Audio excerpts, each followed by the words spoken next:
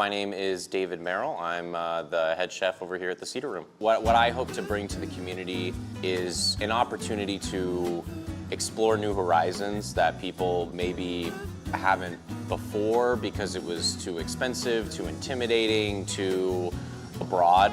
And I just kind of want to bring an opportunity for people to try new things in, exciting ways that, are still small town affordable. Stop on by at the Cedar Room located here in the historic Canteen District.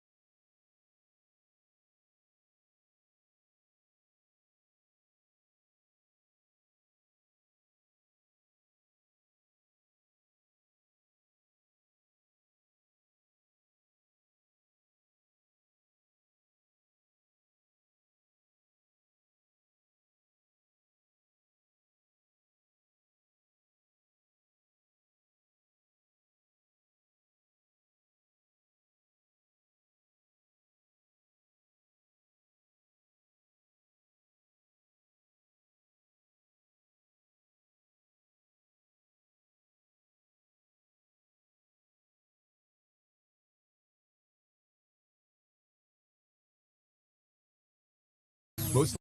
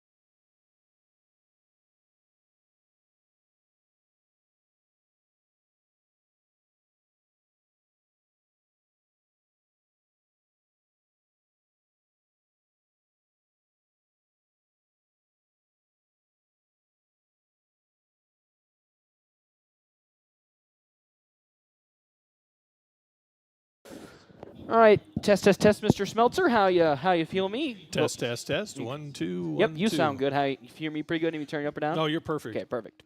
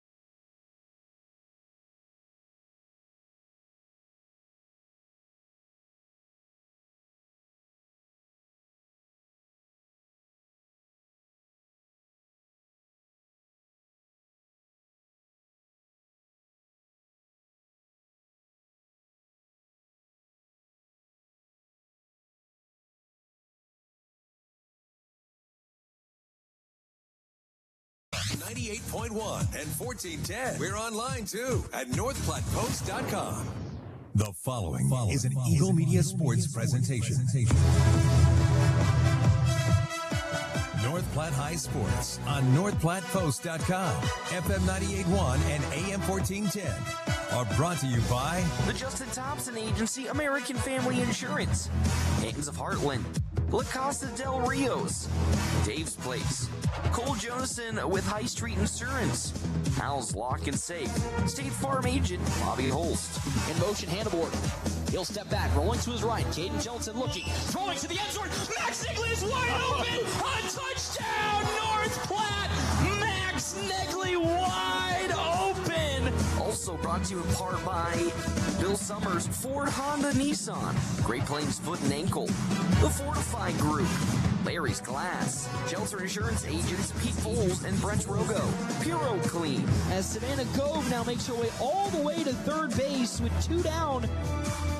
And now a 5-1 lead. That's going up to center field. It is out of here. A home run for Adi Reyna. Sports Zone coverage also brought to you in part by Great Plains Health, Great Plains Health Sports and Therapy, Jay Engel with Farm Bureau Financial Services, Runza, Double Dips, Merrick's Ranch House, Mid Plains Community College, and Szechuan Famous Food Sushi Bar. Here's the voice of the Dogs, Paxton Gordon.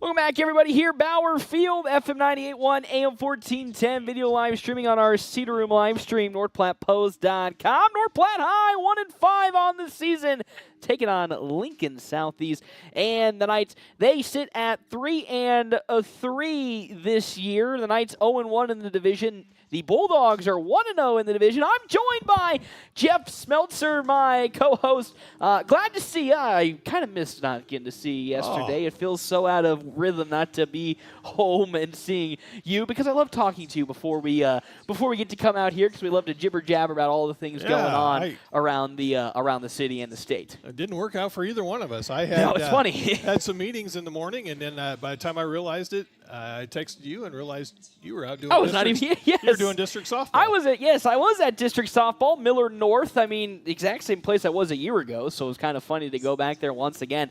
2 seeds higher this time as the 2 seed, which was awesome. First time in 3 years since the Dogs have had above 500 record ever since the last year of Tatum Montalongo, which, gosh, felt like so long ago, but really it has not been. They went 2-2 in that district, and that concluded their season 19-14 on the year. But we're here to talk about some football. Jeff Smeltzer, Dogs got their first victory last week as they took down Omaha Benson and absolutely clobbered them in that matchup. I missed a scoring explosion. You did? Yeah. Oh man, it was fun watching. It was, and here's the thing: I was optimistic going to that game that we were going to win. But I kind of got, a bit earlier in the year by the Lincoln Northeast game, saying, oh, Lincoln Northeast, their record, they might be real this year. They might be the real deal. After watching the first drive, the Dogs just looked in firm control from the drop of the hammer, and all my pain and scaredness went away in a singular drive, and they looked really good. They looked really, really good, and it felt like they got things kind of back on track when it comes to how things were going with the team. A full 4 quarters of sorry, I'm just looking at the sideline there because I see Brecken Corco on some crutches. Oh, no. So we'll get to some of the things we're noticing here in pregame warm-up in a couple of seconds, but it just felt so good to watch the team compete for 4 quarters. Clean 4 quarters, not, put together a quarter and a half of looking good and it all falls apart at one point. They looked good from start to finish. Yeah, and what really impressed me is they were able to run on the perimeter. Pitch plays or option plays, however they got to the corner. There was good blocking that held up, and several big runs. One called back, and I didn't see that hold or block in the back. I think it was Camden Weaver had. It was. Camden Weaver looked really good. And called back, and I don't know. I didn't see it. There was some shenanigans. There was some shenanigans afoot in that game. A little testy from Omaha Benson's side on North Platte as well. So which surprised me because I was impressed with their sportsmanship when they were here last year. Yes, and, this year. Well, to be fair, it was primarily just one player. One player was really the culprit of that. And you want to know who the player that was guarding said player was? Oh, I can guess. He's a senior that also wrestles and plays baseball. Yes, he is. Yes, and it just kind of he won't back down from anybody. He will not. That's that wrestler in him. He's not going to back down from anybody. Of course, talking about Ty Hannaford, but it was just so good to see North Platte pick up. And I felt, and Coach was very coy about that. He's talking about, we're moving on to the next week, and it's a good victory. We're still got to look forward to how the rest of the year is going. It just felt like a massive lift just came off the shoulders of the team because, every week, every coach talks about how, we're not looking at the schedule. We're not looking at our record. We're keeping straight ahead. We're looking through, the game after game. Doesn't matter what we are schedule-wise. But everybody instinctually is going to go look at the record, think about the record. No, oh gosh, we're still winless on the year. It just feels good that they can finally kind of get that conversation off their back, being like, we have a win in our books. Now, I wouldn't say play more free, but now we're not stressing every 5 seconds to play perfect to come out with a win against any of these other teams. You know, when things are clicking, they're not the inexperienced players anymore. They're getting some experience. Each week they look better. They keep getting better week after week. And some of the other teams that we played on our schedule have also gotten better. Columbus is a legit team. They beat Lincoln East, and I remember last week as well. They look really good. Lincoln Southeast still is good, even though their record is not as prolific as they were last season. They're still a well-coached team. Kearney as well, really good. Norfolk, another team that I think is taking on a good step, and even the bottom, the quote unquote bottom tier teams, I think have looked better this year. Lincoln High, Northeast, and even Omaha Benson, I think have really performed tremendously this year. And it's just a little unfortunate that North Platte has had to face these teams in these situations. Every team has gotten better on the schedule that we've played, better than they were last year. Southeast, I think, I looked at their schedule last night. They've played Creighton Prep. And which is the number one, I think they're right now the number one team in the state. I think they're, still undefeated. Yes, and, they are. Yeah, they're a legit team, and I can't remember who else they played. I know they played the same. Millard South they played as well. And that was a close, air quotes close. So they've had those two and then they juggernauts on their schedule and then they already. lost to Norfolk. Okay. And that was a pretty big upset. Norfolk really did a great job in that game. Yeah. So, they are missing, from last year's team, Butenbach, who is just an absolute menace to the Bulldogs. And he was really the reason that they were able to pick up the victory. They're missing that key piece of the running attack.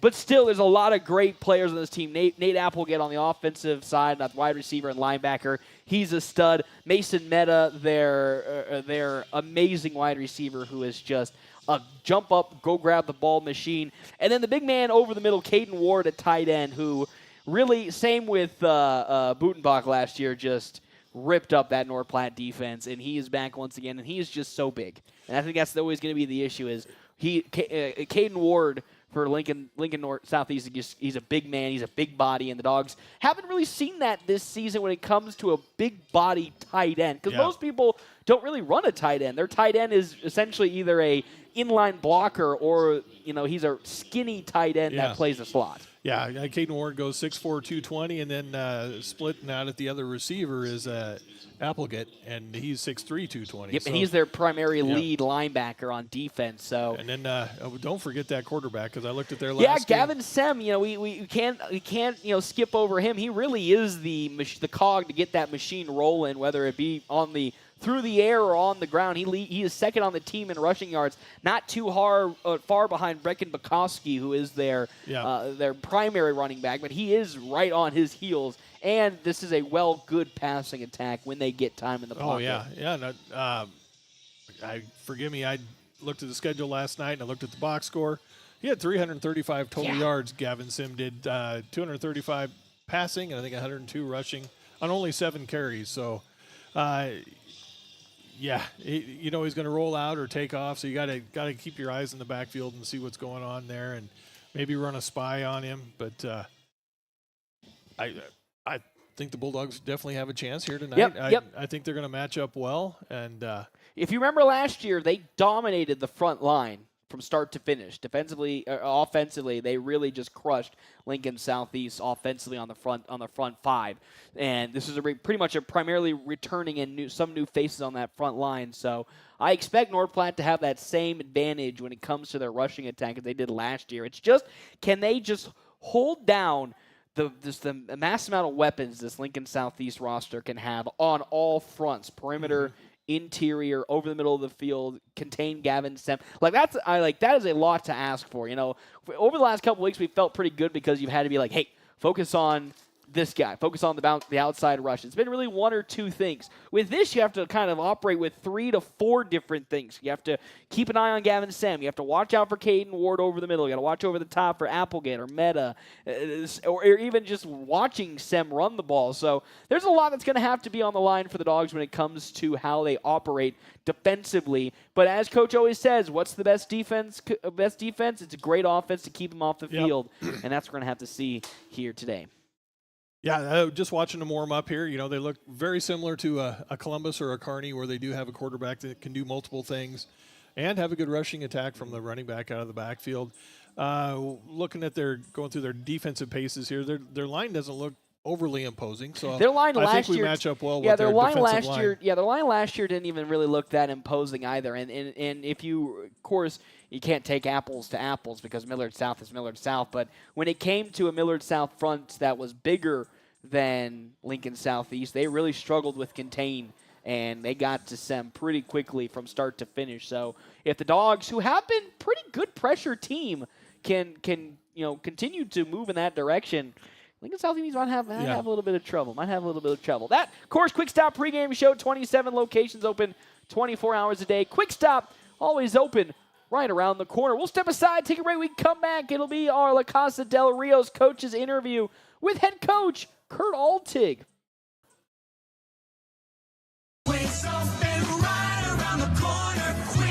Save money at the pump at Quick Stop with the Dino Pay app. Dino Pay offers contactless payment using your preferred debit or credit card. The savings add up with 12 cents per gallon and even more on Tuesdays and Thursdays with rollbacks for savings of 15 cents per gallon. Huge savings. The Sinclair Dino Pay saving you at the pump. Don't forget Frazzle Gourmet Slushes and for real shakes and smoothies. Gourmet coffee at everyday low prices on your favorite beers.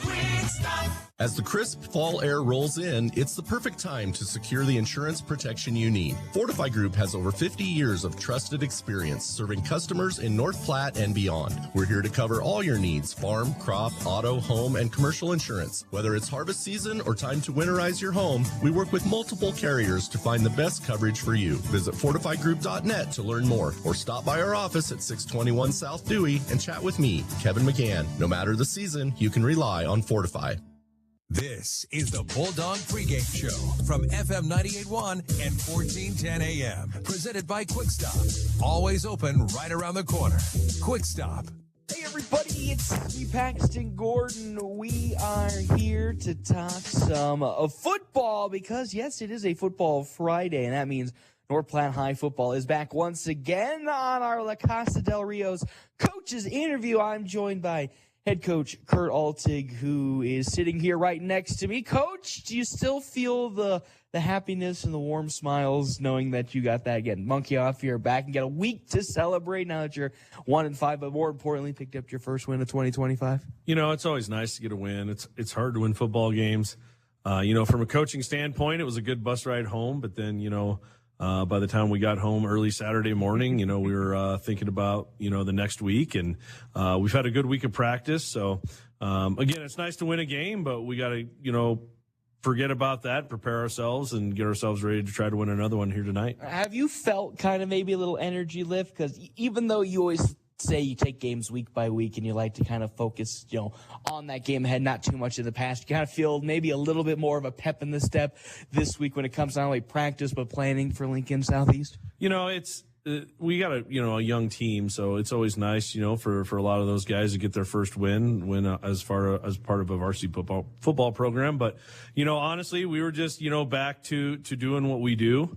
It is nicer to have a win under your belt, so you can put your hat on stuff like that when you practice each week. But again, we were preparing for Lincoln Southeast and trying to fix a few things here or there that we didn't necessarily like last week. It was a good win for us. It was a good time, but again, we enjoyed it for the weekend, and then we're back to work, back to the grindstone. Back to that grindstone. Let's kind of hit back on that last week. First travel out to Omaha Benson, a long drive, but the team really didn't look like they had that lag coming off of the bus as they put their foot to the pedal from the very, very get-go and just handle business. I think that's the most important thing about this game compared to the Lincoln Northeast game a couple weeks ago. You got off the bus, you guys looked ready to rock and roll, and you stayed that way through all four facets of the game. Yeah, we did a pretty good job. We came out ready to go. Long bus trips don't really matter too much to us because, our kids, all of our sports, have long travels all the time. But yeah, we came out and we played really well, and we didn't have that moment where, we had the wind taken out of our sails. We continued to do what we do, and now we got to just make sure that this week we we remember what we did last week and try to apply it to this week. That way we can, keep it rolling. Yeah, as you say, you got to remember, what happened, what was perfect, what went well last week into this week, even though this team, Lincoln Southeast and Omaha Benson, a little bit different in terms of not only how they operate, but maybe even also just the levels to where their power is in the standings. 3-3, not the best as they were last year. 7-3, making it to the playoffs was the Knights of Southeast. But really take me through last week also some other things you thought the team not only exceeded in, but did well offensively, defensively, and talk about the special teams as well. It was nice. We got a lot of kids playing time. Defensively, for the most part, we pretty much shut them down, which is what we were looking to do. And offensively, we came out and we played our brand of football. I think we had 520 yards of offense, all rushing. And that's what we're looking for. Obviously, we would have liked to have completed a pass here or there. And for the most part, outside of maybe a series right before half, we did exactly what we wanted to do and came out and executed well, and special teams did decent. Our PAT was a little bit of a struggle, but we worked on that quite a bit this week. Because, coming down to playing Lincoln Southeast, they are definitely a step up in talent. And we're going to have to be ready to go. And last year, it came down to, they missed a field or an extra point, and we marched down the field and scored, with like a minute left, and to take the lead. And then we just couldn't hold them out of the end zone at the end. So we know they have some really good dynamic playmakers. And so our job is to, play our offense and let their offense watch us march up and down the field and run the clock. Of course, the key cog to that special teams, D'Angelo Mata, out with that little bit of a back injury last week. Still dealing with that injury and won't be back this week, or do you slowly been getting him acclimated back? No, he'll be out again this week. So more, and again, that's even though, as he always says all the time, it doesn't look pretty out there. It's not for a lack of trying and lack of good practice that they've put in. So, as we said, Lincoln Southeast this week, very different in terms of who they are stylistically and where their levels are. Last year, as you were talking about, you really did, for how their season went, really gave them a little scary. As you said, scored with almost about a minute left in the ball game and just weren't able to make some really big key blocks. But at the same time, returning a lot of their starters -2 that really were those difference maker. Budenbach at running back, and of course a very dynamic quarterback. Not to say that they don't still have a very dynamic quarterback, but still a very fresh team in terms of the scouting reports from last year. Kind of seeing the same things you recognized in last year's game crop up once again this year for that team. Yeah, they got some really good guys. They're going to come out, probably try to run the ball. So that means possessions are going to be precious. So last year we kind of did what we wanted to do offensively.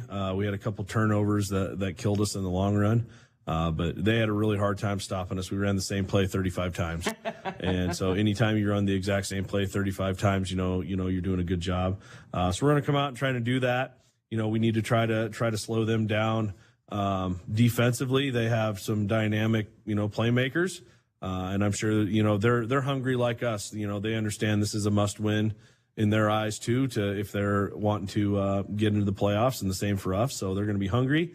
They're going to come in ready to play, and we just got to make sure we match their intensity and just take them out of the game by grinding the football at them. I know a lot of teams these days, when they bring I wouldn't say a traditional tight end, but anytime somebody has a tight end, quote unquote, listed, they're more of a slot wide receiver, but like to mask them out there as a tight end. We got Ward out there at Lincoln Southeast is probably one of the best physical tight ends on the Class A side of things outside of what Millard South produces every single year.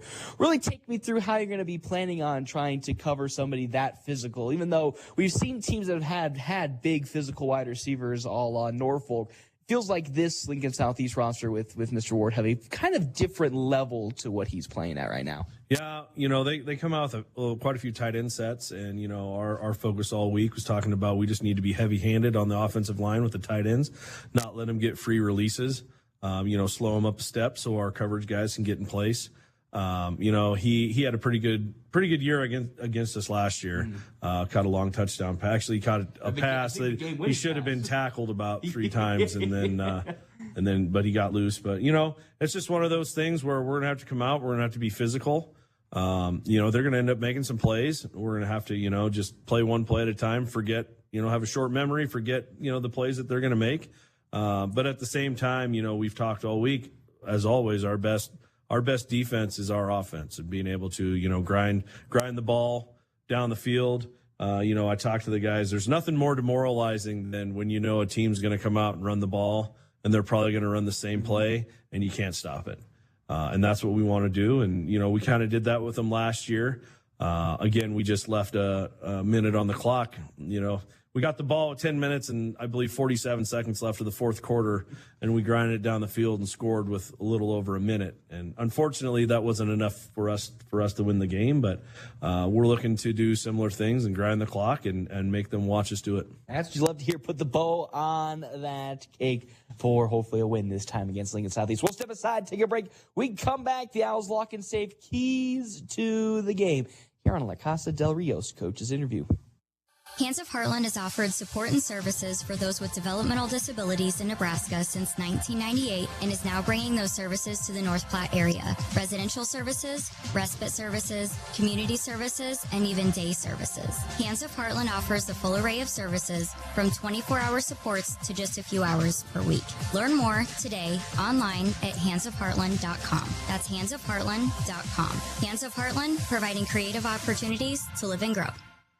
Craving bold flavors and authentic Chinese cuisine? Look no further than Szechuan Famous Foods. From spicy Szechuan classics to mouth-watering dumplings, fresh sushi, their dishes are crafted with the freshest ingredients and traditional recipes. Whether you're dining in or taking out, every bite is a taste of China. Visit Szechuan Famous Foods today, where flavor is always first. Located at 320 Rodeo Road, or order online at SzechuanFamous.com for carryout or delivery. Your taste buds will thank you.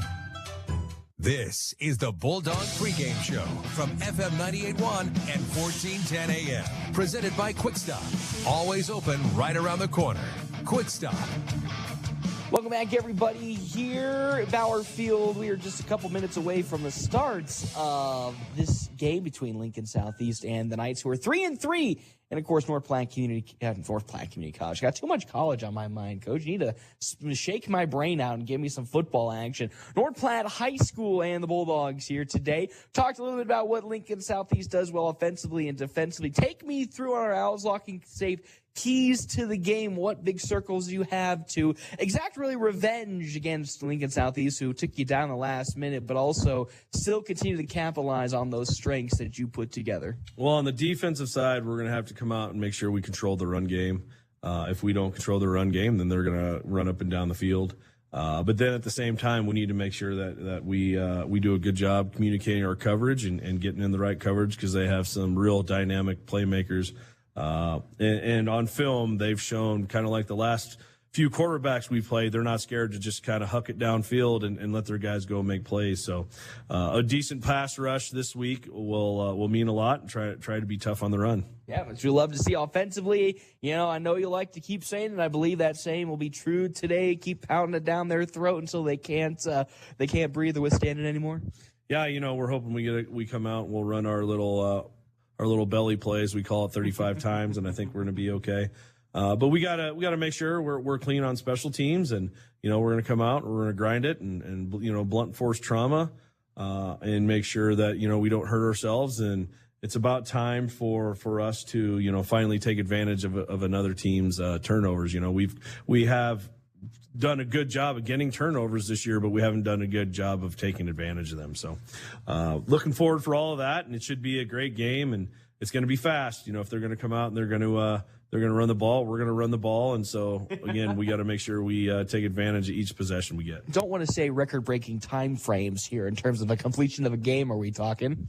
You never know. Hopefully not. Hopefully we've done our job defensively, and we shut down the run game and we make them throw the ball around. And then it'll drag on a little longer. But, the Bulldogs are going to be the Bulldogs. We're going to come out, we're going to grind it and see what happens. I'd love to see, of course, get the victory last weekend. Benson looking to make it 2 in a row here in 2025. Coach, as always, thank you so much for stopping on by. Can't wait to see you make your way up to the press box yet again, holding the second W of the season in your hands. Thank you very much. We'll see you this evening. We'll, of course, have more when we come back here. Quick Stop pregame show. That was on La Casa del Rio's coach's interview with head coach Kurt Altig. When the leaves start falling and the temps start dropping, do your windows keep the cold out or let it in? From foggy panes and drafts to cracked or outdated glass, Larry's Glass can help you cozy up your home before winter hits. Repairs, replacements, even custom storm windows. Call Larry's Glass in North Platte today and stay warm, safe, and energy smart all season long. Larry's Glass, 211 West 5th, where quality meets clarity. With your lights here, part of your Quick Stop pregame show, I am Derek Beck. Let's start with games played last night. It was Arcadia Loop City over Sandhills Valley, 50-22. Other games from last night from our area, Garden County over Layton, 68-18. Brady took one on the chin, 56-30 last night. Other games from the area, Sandhills Thedford 48-32 at Mullen last night. South Platte defeated Creek Valley 68-13. And Wallace put up a big score last night in six-man. They continue to be ranked in the top 10. Wallace 70, Medicine Valley 33. All right, let's head to tonight. In Class A, North Platte High taking on Lincoln Southeast at Bauer Field. That game here at 7 o'clock Central Time on FM 98.1. You can watch the Cedar Room live stream at northplattepost.com. Just one school from Class B in the area. That is McCook, and they are our game on Flat Rock 100.7 tonight. They are at Ogallala. That game kicks at 7 o'clock Mountain Time, and you can listen on Flat Rock 100.7. Watch sandhillspost.com. Let's go to other games in Class C1. Cozad taking on Adams Central. Gothenburg at Holdridge, and Chase County on the road to take on a really good Sydney squad. Let's go to Class D1. Dundee County Stratton. Depending on which publication you look at, they're number 1 to number 3 in the state, and probably well earned. They are on the road at Alma tonight. North Platte St. Patrick's home to Southern Valley this evening, and Sutherland is at Kimball. Also Perkins County playing at home against Morrill tonight. Let's go to D2. Maxwell already played today. They beat Bayard 55-8 today. Hitchcock County at Maywood Hay Center this evening, and South Loop taking on Ravenna. And let's take you to six-man ball already in the books today. Arthur County big over Sioux County, 70-19 was the final score there.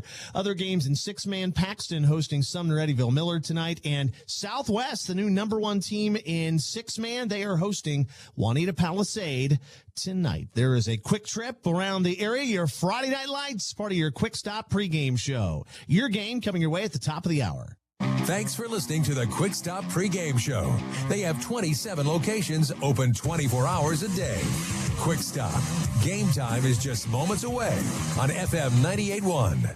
Ben is in a sticky situation. I got so excited for my fresh baked Runza cinnamon rolls that I forgot to grab a napkin. Now you got cinnamon roll fingers, and they're so ooey. And gooey. I can't grab a spoon to dig into my delicious homemade chili. Maybe you should call for help? Oh, I'll call my mom. Ruined my phone. Though. Come get Runza's homemade chili, fresh baked cinnamon rolls, and a napkin today. Because from the way we make it to the way it makes you feel, Runza makes it all better. The Bulldogs play here on FM 98.1 and 1410 AM KOOQ. Merrick's Ranch House. Lunch specials Tuesday through Saturday with 2 sides, just $10. See them on Facebook. Dine in, order online, use DoorDash, or just call for carryout. Merrick's. North Platte Post Sports. Welcome back, everybody, here, Bauer Field. I don't know if they've ever, Smelter, I know this is a quick little off topic here, but have they ever had an entrance video at the high school? I don't think so. We got one tonight. Yeah, we got one tonight, which is awesome. Mr. Willie, what he's doing for the video production of this school has just transformed so well over the last couple of seasons. This is awesome to see. They also have a new camera, I think, as well, which looks really nice. But shout out to Mr. Willie and that production staff. Did you see the light show at the volleyball game? No, I did not. But you sent me half of a picture or video of it, and it looks also really cool. It looks like an NBA game. It looks really nice. Yeah, it's really awesome. That was a good game the other night. Volleyball team swept Grand Island North. Oh, no. Yeah. Central Catholic? I believe it was GICC. Yeah, GICC. Yeah, they swept them and looked really good in the process. Now we're into some football here. Some notable news and information. D'Angelo Mata on the injury front still out this week, so special teams kicking will still be a work in progress. But a big notable return that me and Mr. Smeltzer identified kind of quickly, Trey Burke is back from that knee injury that had kind of kept him out for the last 3 weeks. And I think a more interesting note is playing third-string quarterback. Yeah, taking reps in the pregame at quarterback. And, so. I mean, he about killed a man with how hard he threw that football in 10 yards. Yeah, he looked like he could play shortstop, too. Do we need hey, can he play left field? I think the Dogs need a left fielder. Got a cannon. But, yeah, so Trey Burke's back. Brecken Corco out with an ankle injury. He's in a walking boot right now. So really going to see some, I wouldn't say some major changes, but the rotation might look a little different. And Trey Burke back at starting middle linebacker, I think, is a huge, huge positive for the Dogs. Which I'm not saying that Reese Perry did horrible and it was not. It looked actually awful. The middle interior defense. I thought Reese Perry played great. It's just Trey Burke is a monster. A 2-year starter. Looks really good. And in a lot of people's opinions, one of the only Bulldogs besides Jake Kincaid that was on like the all Nebraska watch list early on. So deep to return for the Dogs. Liam Bargell, Ty Hanneborg. So North Platte will be getting the ball to start the game, and then of course Lincoln Southeast will be receiving out of the half. I think crucial, and we say it almost every week, you gotta score on the opening drive. You just gotta, if you are going to elect to receive this early on into the game. Or at least get a couple first down. Do not go three and out. Don't three and out it. So as we get ready to rock and roll, Smelter, you ready for some football? Here we go. It is football from Bauer Field. How about Liam Bargell going to take this away? His first return of 2025. Bargell into the open field and falls to around the 27-yard line. First return this season for Mr. Liam Bargell. Finally, I can give some hype to the man. Well, he's just been sitting back there waiting for his turn, and it is his turn indeed. So here come the Dogs for the first time here today against Lincoln Southeast and the Knights. Let's be ready to rock and roll. Starting lineup, of course, our Double Dip Ice Creamery starting lineup.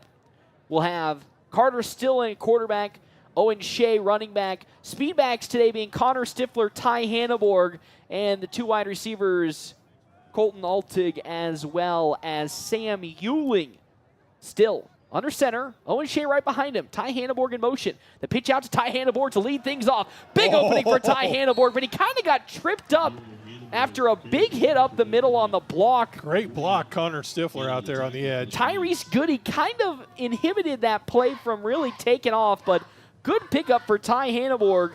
Second down and about maybe 4 yards off of the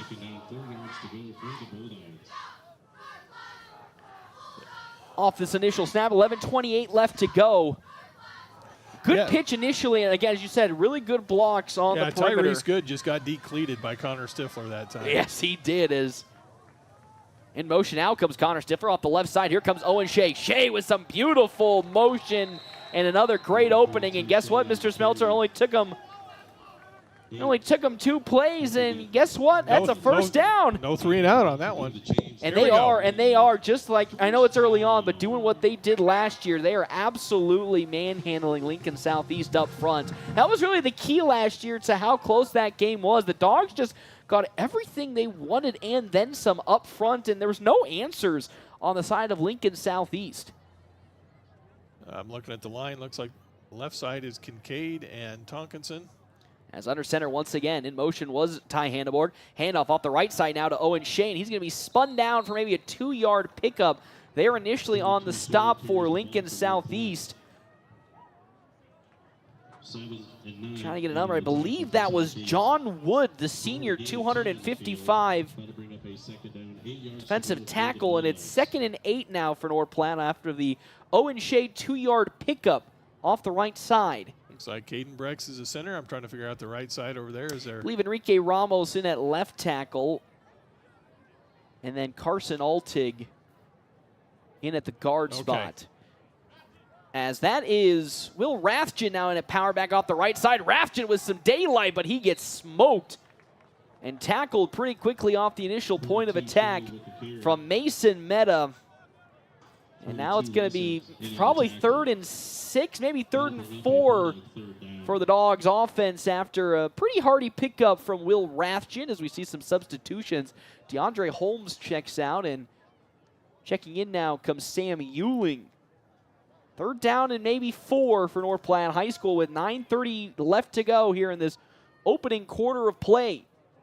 Wouldn't be shocked to see a Connor Stifler pitch, but they're going to have Ty Hanneborg in motion. Carter Still's going to keep it himself. Still putting the helmet down. He got so close to that line of scrimmage. They actually might have said forward momentum crosses the plane, and that is a 1st down. Right. Carter Still putting the head down and lowering the shoulder to get enough for the 1st down. 1st and 10 now for the Dogs inside Lincoln Southeast territory at their 48-yard line. 8:56 left to go. They're just chipping that clock away. Carter will deliver a blow. He's a strong kid. He spends a lot of time in the weight room. So once again, we're underway. Will Rathjen behind Carter Still. In motion was Ty Hanneborg off the right side. Rathjen now trying to make his way through that pile of white jerseys. And they'll push him back. Yeah, Nate Applegate. They're outside, their star linebacker and pretty stout wide receiver as Will Rathjen picks up 3. 2nd down and 7 for the Dogs offense. Now they have 2 wide receivers to the far side, Altig and Euling. And this might look like a pitch. Again, as always, single high safety for the defense of Lincoln Southeast. In motion is Connor Stifler. The pitch out to Stifler. Some good blocks in front. Stifler into the open field at the 35-30 and is pushed out of bounds on the far side by Brooks Gordon. Connor Stifler. Great comeback block from Ty Hanneborg as there was a man blitzing up. I believe it was Caden Ward was just flying up to maybe make a hit on Connor Stifler. But a good block from Ty Hanneborg. It is 1st and 10 for North Platte. Now deeper inside Knights territory at their 28-yard line with under 7:35 left to go. Ooh, might have had somebody jump offside almost on the far side. Dogs have been really good at that over the last 2 to 3 weeks. Stifler once more under center. In motion, Ty Hanneborg. Off the right side, Will Rathjen. Rathjen with some legs. Will Rathjen into the 2nd level, and he will fall close to the 10-yard line. That'll be a big pickup for Will Rathjen as he clobbers and claws his way to the Lincoln Southeast 12. Those are back-to-back 17-yard runs. And I believe, correction, that is Owen Shea who is now in for North Platte. Oh, was that Owen? Yeah, he has the purple wristband on, Rathjen with the blue one. So, sorry to help you change off there, but big pickup, though, for Owen Shea. There we go. And just like that, the Dogs are in the red zone for the first time today with 6:52 left to go in this 1st quarter. Off the right side, Shea again will keep his legs turning off from an initial hit. Oh, good balance that time. Look at that. Yep. And I believe that's a 4-yard pickup for Shea. 2nd and 6. I mean, he took a nasty hit off the initial attack. I believe the man first onto the scene for the side of the Knights being Shy Briggs Booker. And as you said, Shea with some great balance to keep the legs turning. Bounced off, kept chopping wood, kept those legs moving, and picked up a couple. 2nd down and probably 7 yards to go for North Platte High School. 6:07 left to go in this opening quarter of play. Owen Shea still in the power back. Stifler, the man in motion. Here's the pitch out to Connor Stifler, trying to bounce it to the perimeter. Connor Stifler dives for the end zone! Is he in? Waiting for a call. He might be just a yard short. He reached out for it. Did Connor Stifler, he most certainly got it up for the 1st down. We'll see where they plan it. They'll give him, he must have stepped out. Yeah, I was going to say 3rd and inches for Connor Stifler as Reese Perry now checks in, so they're going for a heavy set to the right here, the Dogs are. Ty Hanneborg with a key block out there on the left side. Man, these wide receiver blocks today have been on point. The last 2 weeks have been actually spectacular. Dogs threatening the score with 5:50 left to go. Hanneborg in motion. Off the right side, Owen Shea. It's a touchdown for the Bulldogs. A 2-yard touchdown run for Owen Shea. And North Platte takes the lead on their initial drive, and they made that Southeast defense look like silly putty out there, Jeff Smeltzer. Yes, they did. Big boys up front, creating some holes. Nice blocking on the edge, and running backs are making it. Now here comes the PAT, which has been a little sketchy the last couple of weeks, but not right there. Carter Still Up the middle it goes. That is a beautiful, beautiful extra point, 7-0.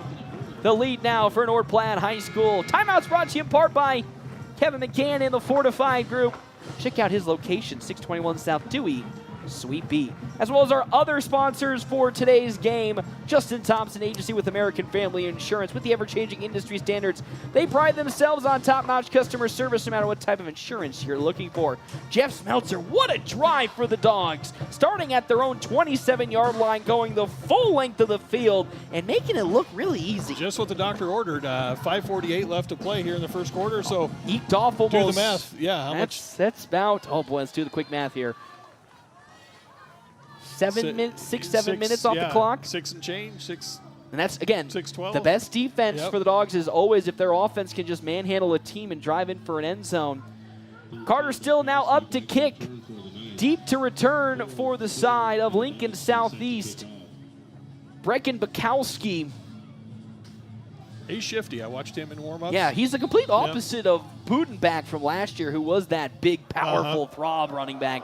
Bukowski more of the light type as it takes a nasty, nice bounce at the 10-yard line. Bukowski to the far side, cuts upfield. Uh-oh, here comes Brecken Bukowski to the near side. Bukowski going to be brought down from behind at around the Dogs' 41-yard line. So the unit does a much better job here today of making sure that they don't let that go any further into the end zone, but Lincoln Southeast will have pretty good field position for their first offensive set today at their own 40, well, let's see where they mark it. I think their own 43-yard line.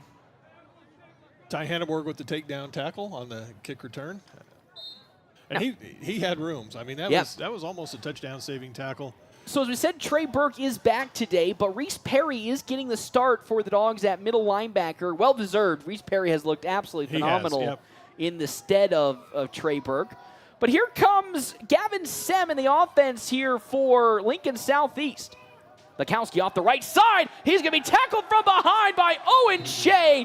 He's been doing it all year. Owen Shea bursting up the middle, tackling right from behind. That's not Bukowski. That was number 30. That there was Thaddeus Hartshorn Harvey, somebody who has yet to receive a single rushing attack this season.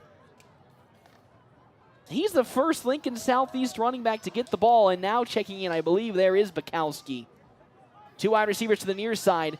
That's Caden Ward in the slot to the near side, one to the far side. Sem stepping back, looking to throw. Now stepping up in the pocket. He's in some trouble. Gavin Sem now going to throw over the middle. Oh, man, and it is going to be caught by, that's Applegate. Nate Applegate picks up a big first down for Lincoln Southeast. The defense was perfect until it got out of containment, and that's a nice, I think maybe almost 30-plus yard pickup for Nate Applegate. I had him for 26 yards on there.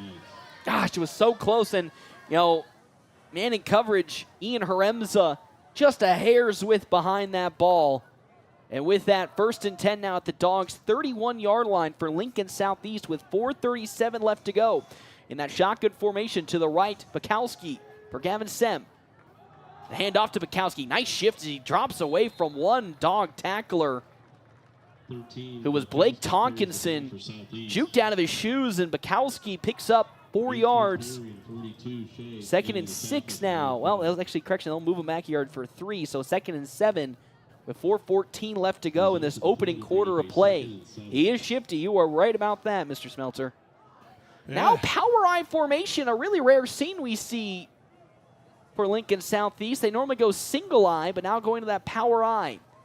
Sem hands off the right side to Bukowski. There's a big hole to the right. Bukowski stops, goes the other way, and is tackled from behind. That is Trevor Jorgensen for North Platte on the defensive side.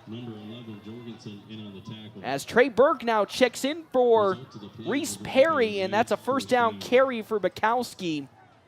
And now in the red zone for the first time tonight is Lincoln Southeast and the Knights at the Dogs' 19-yard line. Yeah, they had Caden Ward on the wing, and he became a lead blocker along with the fullback, so they had 2 lead blockers going up through that hole. As the pitch now out to Bukowski here to the perimeter and making his presence known immediately after checking in. That's Trey Burke, baby. Been out for a couple of weeks with that knee injury, and guess what? His very first play, he blows the run up. That's a loss of 3 yards for Lincoln Southeast.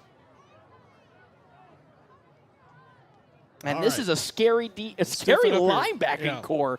It just never really hit me how crazy this linebacking core is with Shea, Perry, and now Trey Burke. 2 wide receivers, 3 now. 1 to the far side, 1 to the near side. Applegate to the far side. Meta to the near side. Gavin Sem in the shotgun. Stepping back. Going out to the flat. Up and over. And that's going to be picked up by Mason Meta. And he'll keep the legs turning. And Meta erases that long loss for a almost close first down to make it 3rd and maybe a manageable 3 for Lincoln Southeast. And there's the leading receiver for Southeast, Mason Meta. He is a big man out there, and he can make some teams miss. And perfect timing. Sim threw that right as he made his break. Tough to defend. And while the record may not show, Gavin Sem is a very, very good quarterback. He's legit. He's got many years left to go here with the Southeast roster. 3 wide receivers, 2 to the near side, 1 to the far side being Applegate. Sem, shotgun, hands it off to Bukowski, and there's Trey Burke and Blake Tonkinson. And that is a big 3rd down stop for the Dogs. A loss of, I think, maybe 2. It's 4th and 5. Here comes the field goal unit out. Yes, sir. Dogs defense playing with some tenacity tonight. And really, it's not just the addition of Trey Burke that this defense has been tenacious. Man, these last couple of weeks have just felt like it's almost on a whole new level. Getting some confidence. So here comes the first field goal attempt today at the Dogs, I think, 9-yard line. Kick is up. And it is right through the uprights. Good. And that is Carlo Orozzetto with his first kick and good field goal. It's now 7-3 on our State Farm agent Bobby Hull's scoreboard. And you know what? I think it's the first time somebody's actually had to kick a field goal this season against the Dogs defense.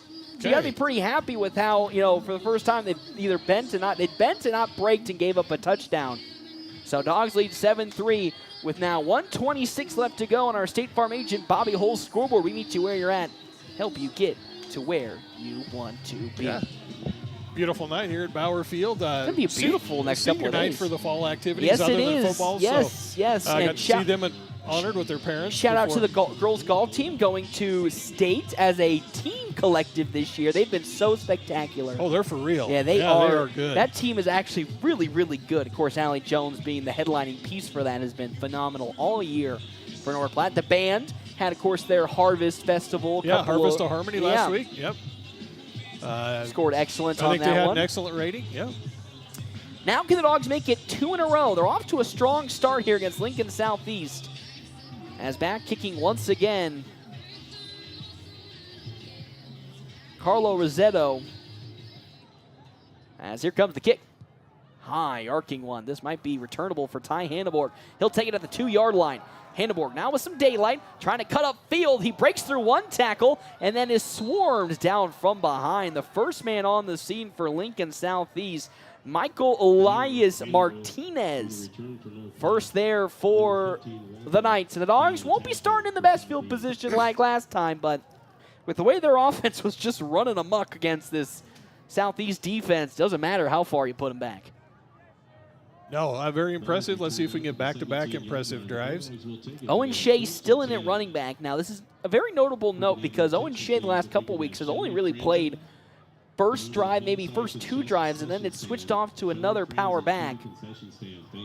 So we'll see how long we stay with Owen Shea. As now off the left side there is Shea. Shea with a beautiful move, found a nice gap. And the far side judge says he gets 2 yards. 2nd and 8. I wonder if you might spend a little more time at fullback because now they can rotate him out at linebacker with Trayton Burke being back. So maybe we'll see him more, which is, I think, good because, Rathjen, Klaus, and DeAndre Holmes have had really good moments. I still think their best power back is Owen Shea. Yeah, he's had a very solid year, but I bet that's what they can do. Maybe next series on defense he gets to rest a little bit. Still under center. Going to wait and look off. He has 13 seconds left to go on the play clock. 44 seconds left to go here before the end of the first quarter. Carter still under center. Hanneborg in motion. Now still will keep it himself. He tries to cut up field. There was really nowhere for him to go. No, Applegate was there again. Yeah, he was covering the hole really well. He might have, wow, they're going to give him some good yards. I'm actually kind of shocked how many yards he got. I wrote him down for 2, and I think he got 3. I think he got 3. Third down and 4 for Carter Still. I mean, hey, I'll take that any day of the week if you ask me. Big crucial third down, though. You want the Dogs to continue momentum, but I think they're going to let this clock tick out with 8 seconds left to go before the end of the first quarter. And with that, they are going to let that clock tick all the way out. And with that, we'll end quarter number 1. North Platte High School leading 7-3 over Lincoln Southeast. We come back to Bauer Field on FM 98.1, AM 1410, video live streaming on our Cedar Room live stream at NorthPlattePost.com.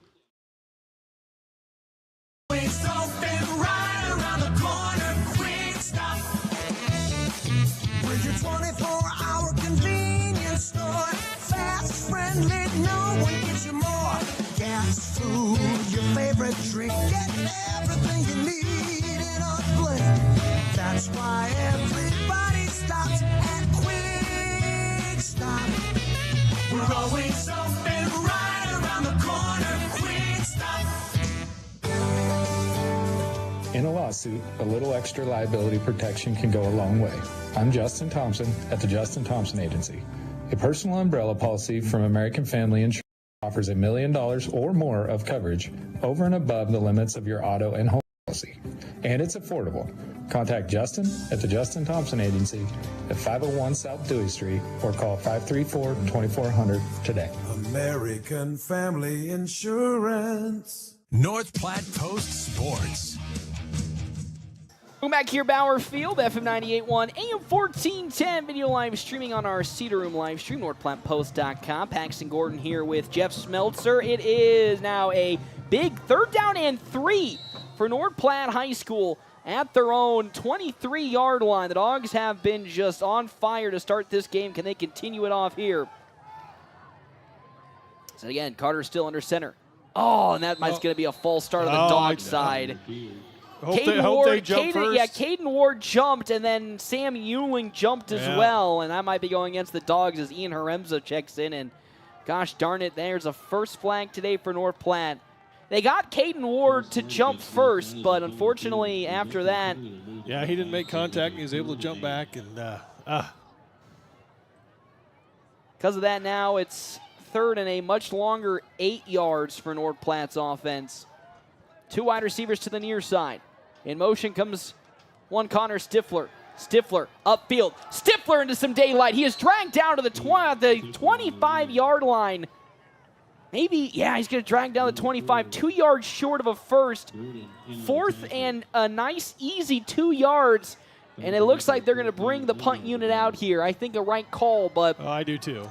Gosh, that was so close. Connor Stifler, just if he was able to... Oh, he hit that edge hard. If he was able to get that stiff arm to land on the face mask, I believe Applegate, who was coming down on him. Brooks Gordon back to... Yeah, it would have... I think he would have gotten as Brooks Gordon is back. Still's been looking much better with his punts. Oh, okay, wow, running kick, and it's going to go towards the sideline, high into the air. Take a nice dog bounce at the 40 and then cut back upfield, and they'll tap it at around the 43-yard line of Lincoln Southeast. Timeout's brought to you in part by Kevin McGann and the Fortify Group. Check out Kevin McGann and the Fortify Group.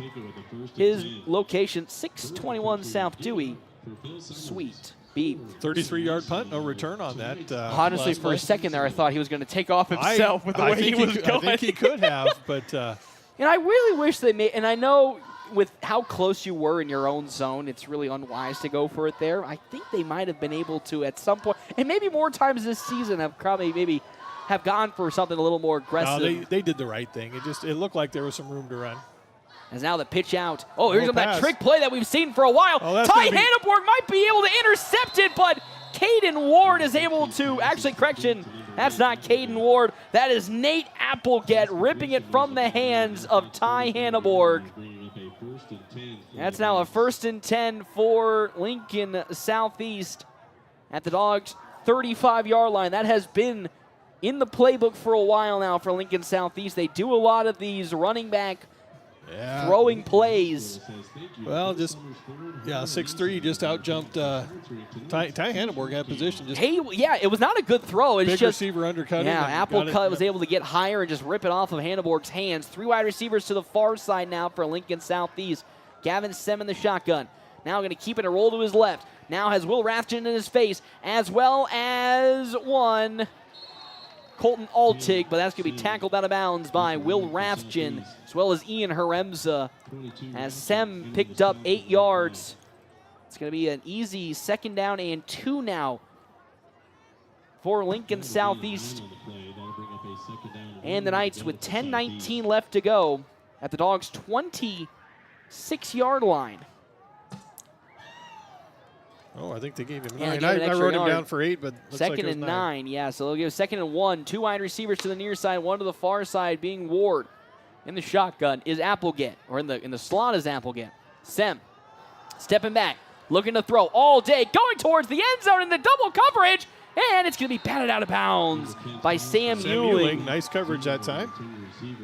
That's Trevor Jorgensen, I think, also in coverage for North Platte. Trying to get a number. Nope, that's Tiernan Vanalik, as well as Sam Ewing, with some good defense on the far side. Caden Ward, the big man, he's got 2 defenders draped all over him. And 2nd and 1, you take a shot.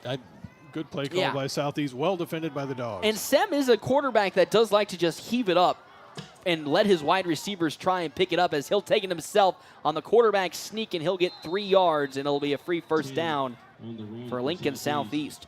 Yeah, Gavin Sem, if there's one little critique you would have of him, very, risk-averse, or very risky when it comes to his passes.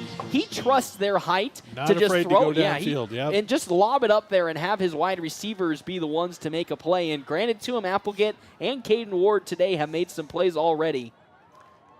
As back into the game for Lincoln Southeast, Detharius Hartstorm Harvey to the left of Gavin Sem. 4 wide receivers on the field now. As Sem stepping back, looking to throw, still looking. He's going back to the end zone once again and overthrows Mason Meta. He had a step on Sam Ewing, but intended receiver Meta, and it's incomplete. Kincaid might have got held that time. He had 2 guys blocking him, and I think the interior lineman got a hold of him, but good defense. We'll go to a power set now as the fullback checks in. That's Maverick Ambrose, 5'11 senior, 185 pounds. Has gotten some carries this season, but not a whole lot. So I believe that's Breckham Rice in at running back for Bukowski. Sem in that single eye formation has a man in motion. Sem now going to hand it off to one Rose, and Beckham Rice squirts up the middle for maybe 4 yards to make it a nice and manageable 3rd and 6. Even though Bukowski is the lead back, they do have a kind of rotation between Beckham Rice as well as Caden Logan, who's gotten runs this season. I think he's been hurt because it looks like most of his runs came in the first couple games. They did, yes. But that Caden Logan is super fast. He is. So 4 wide receivers again. One-on-one coverage to the near side. Ty Hanneborg and Caden alongside there with Caden Ward. A little wide receiver screen. That is going to be brought down from behind by Trey Burke. Into the open field. Beckham Rice had a little bit of that running back screen. 4th down and 3, and looks like Southeast is going to go for it here.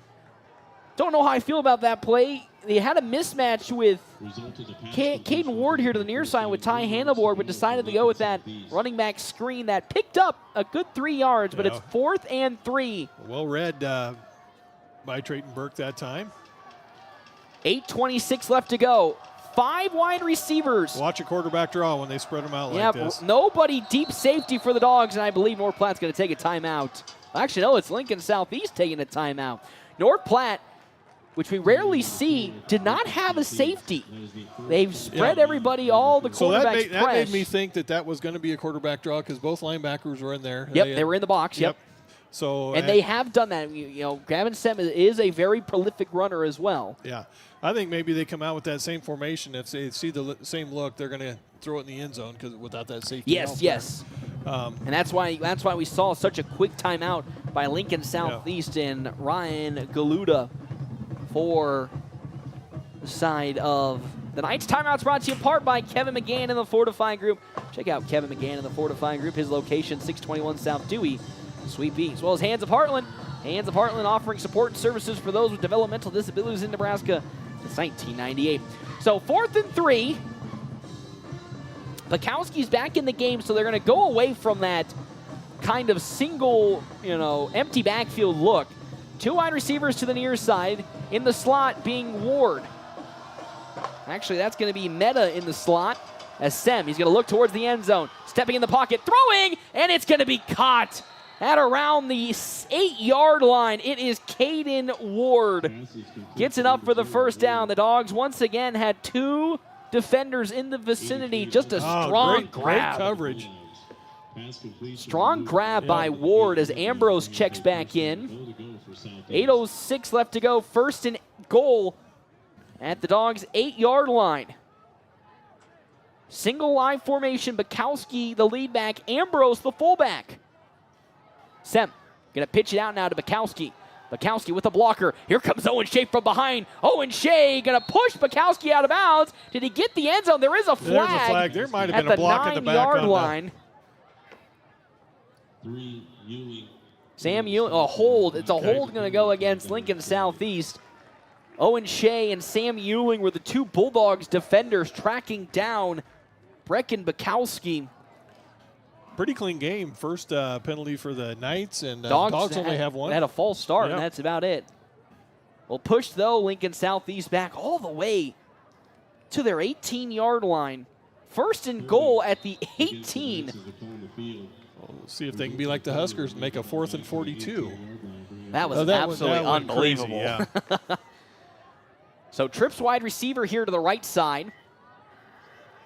In motion with it, Bukowski. 2 running backs in the game here as Sem. Now going to check it down to Bukowski. And he's stuffed immediately. How about Owen Shea? Owen Shea. It looked like a pickup. Oh, no, they'll say he only got to the original line of scrimmage. Owen Shea blowing that little check down to Bukowski right up. Bukowski might want to have a conversation with his quarterback on that. Dogs have not been really fooled by what Lincoln Southeast is putting on the field, which is a real good positive step, because if you remember, the Dogs have struggled a lot in the past, to start this season, but so far today have not really been, fooled by what Lincoln Southeast. Now here we go, empty set. Backfield. We do have a safety, but we do have some linebackers in there. A deep corner being Vanalik, stepping back, going towards the end zone, one-on-one coverage with Caden Ward. And it's incomplete. Ty Hanneborg there. Ward kicking himself. Great catch by Caden Ward initially. I just think he stepped out of bounds. Gavin Sem with another beautiful throw to the back corner. But also, great coverage from Ty Hanneborg. Poor guy's got to have the toughest challenge tonight, which he's up for. But you have Ward. And it doesn't matter which receiver he's got to cover. Applegate, Ward, they're all Meta. 6'3 plus, and the lightest one's 210. So they're. He'll step up, and that's the funny thing is he'll step up to that challenge. No questions asked. Oh, no, he's not going to back down. 6:59. Then on the other side, you got the one-handed quarterback with Ian Haremza, who's got the club. With his pink club. And now we have another timeout called by Lincoln Southeast. That's their second in the last 2 minutes. They're down to 1 timeout with 6:59 left to go. A 3rd and 18. Dogs just need to play protect. I think giving up a field goal is almost exactly what's going to happen. Just got to keep the end zone clear, because that's what Sem's going to be looking for on this play. Timeouts again brought to you in part by Kevin McGann and the Fortifying Group. Check out Kevin McGann and the Fortifying Group. His location, 621 South Dewey, Suite B. 6:59 left to go here in this second quarter. Game's been flying by. It's only 7-3 the lead for North Platte High School. Crucial, though, 3rd and 18 for the Dogs' defense against this Knights offense, which is just dynamic in 2 different ways. You haven't seen very many crossing routes yet. Everything's kind of been been streaking along the boundaries or on the hashes. So now they're going to that 3 wide receivers to the near side. Applegate here to the nearest side. I actually believe that's Caden Ward. It's Meta. Applegate to the far side, as well as Jackson Fitchie. Sem stepping back, Going towards the end zone, into double coverage, and it's way out of bounds. Way out of bounds. As there's a collision between Lincoln Southeast players, they hit Applegate themselves. as well as Fitchie ran into each other towards the end of the play. And there is a man down. I believe that is going to be Nate Applegate. And they're out there on the apron, track. Yeah, on the high jump apron there. Yeah, he's back up. That's Caden Ward, actually. Yeah, they hit each other and landed hard out there on that asphalt. So both got up, so good to see that. And now it's a 4th and 18 with 6:53 left to go. They're keeping the offense out there. There's no way, right? They are keeping the offense out there. Yeah, wow, well, one of your big receivers had to come out. Or maybe they both did. They both came out. So checking now 83. in comes Tate Harris, 6'3" junior. 4th and 18 with 6:53 left to go. Meta is at the slot to the far side. To the near side is Applegate as well. Sem rolling to his right. Looking towards the end zone, and he overthrows his target. Ty Hanneborg in coverage once again. His intended receiver on that play only checking in for this Brooks Gordon. And that is a 4th down stop for the Dogs defense. I am a little shocked that they went for that, knowing how good of a kicker they have on their roster. So with 6:46 left to go and a 7-3 lead for North Platte High School, they will take over at their own 18-yard line for their 3rd offensive possession. Started the game really well, scoring a touchdown. Second drive stalled out in their own territory. Can they make it now a 3rd? As Isaiah Plunk into the game off the right side, Owen Shea with some patience, keeping the legs turning. He'll fall forward to the 24-yard line. Good Owen Shea letting the blocks develop in front of him and then finding a spot to jump in. 5-yard pickup for Shea, I believe, to make it. Yep, he's up to 36 yards on the night. Reese Perry checks out. Sam Euling checks in. 2nd and 5, 6:23 left to go. Dogs now at their own 23-yard line. Maybe 23 and a half. 15 on the play clock, just eating time away. And there is Owen Shea back out there, so you're right. With the addition of Trayton Burke, we are seeing a lot more Owen Shea tonight, which I'm happy for. In motion, Connor Stifler off the left side. Owen Shea taping the legs. He's dragged down from behind, carrying Silas Daniels, maybe 5 to 6 yards. But Owen Shea, how about the muscle dragging a man? 5 yards. They're now at their own 35. Fresh set of downs. 5:47 left to go. One wide receiver to the far side being Sam Euling. Colton Altig at the tight end blocker spot. Isaiah Plunk is the speed back to the near side. Connor Stifler to the far side. Carter Still under center. One deep safety in motion. Isaiah Plunk. Carter Still's going to keep it himself. Still, now he's brought down to the 40. Has some good daylight before he is dragged down from behind. He is by so close Mason to breaking Meta. one of those. These last 2 weeks, he has been on that verge of putting a big one together. 2nd down and 5 yards. They'll give him 5. Now the Dogs' 40-yard line. 5:05 left to go in this second quarter.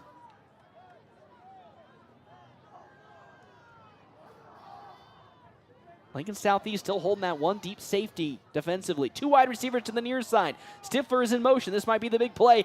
Still dropped the football. I think he got back on it. He jumped on it and might have gotten a half yard. So a little bit of crisis averted. And that might have, unfortunately, though, been a really big play. Stifler and the Dogs blockers look to be in good position for that. But unfortunately for Carter, still a really rare mistake. Gained about a foot on that play. Hey, you'll take that. Yep. But still has been very, very strong in terms of his overall holding on to the football the last 3 weeks. So it's upsetting to see that happen. But we'll try it again. Stifler in motion. Please. Yeah, there's a flag. And you know what that means, Jeff Smeltzer? That is a fresh set of downs for North Platte. Jumping off sides in the middle there. John Wood, the senior, jumps off sides, and that is a fresh set of downs for North Platte. Man, they have been so good at that the last 3 weeks. I think they've accrued almost over 200 penalty yards just from offsides alone. 5 yards at a time. 5 yards. Hey, as you know, Coach Vic Fangio said, death by inches. Isaiah Plunk in motion off the right side. It's Will Rathjen. Oh boy, he is immediately met at the line of scrimmage. That is Nate Applegate, as well as Silas Daniels, making Rathjen only pick up maybe 1 yard. He does get one as Owen Shea checks back into the ballgame. One wide receiver to the near side being Sam Euling. Colton Altig also there. And this might be that pitch play as Stifler gets lined up to the far side, speed back. Shea back in at power back. Here comes Stifler in motion. Here's the pitch out to Connor Stifler. There is some good blockers ahead of Connor Stifler. He breaks through 3 different tacklers and is forced out of bounds at around the 48-yard line of Lincoln Southeast. He made him work for it. And finally, Stifler is pushed out of bounds. Maybe third and a manageable 4 for the Dogs offense. They never did tackle him. He just ran out of green grass. And they pushed him out. Pushed him out of bounds. I think a real crucial third down here with 3:22 left to go. Clock still ticking. Still under center. Shea right behind him. Very power set. Plunk in motion. Off the right side, Owen Shea. Good patience by Owen Shea. He falls forward. He gets a first down. That, Jeff Smeltzer, is 5 yards for Owen Shea. Enough for the first down. 3:08 left to go. The Dogs have all 3 timeouts, and they are driving death by inches, nail by nail. 8 carries for 53 yards so far in the first half for Mr. Owen Shea. A touchdown to go into half would be monumental for the Dogs. With Lincoln Southeast, of course, getting the ball to start the second half. Now under 3 minutes left to go. 2:52 on our State Farm agent Bobby Hull's scoreboard. 2 wide receivers to the far side.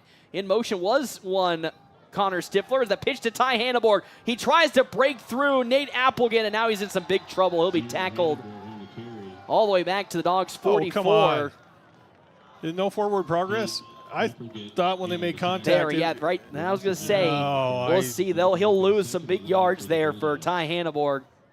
Oh, man, they actually might have lost. Hey, let's see. They say 13. I don't think 13's right. They say 2nd and 13, but it's looking like more like 2nd and 15 for North Platte now. Yeah, I thought it should have been a loss of 2. But as checking in, I think that's still 83. So Euling as well as Altig, the wide receivers to the near side. Owen Shea at power back, Stifler the man in motion. As now, Carter Still stepping back, looking to throw, rolling to his right. He has a wide open man. It's caught. That's Ty Hanneborg.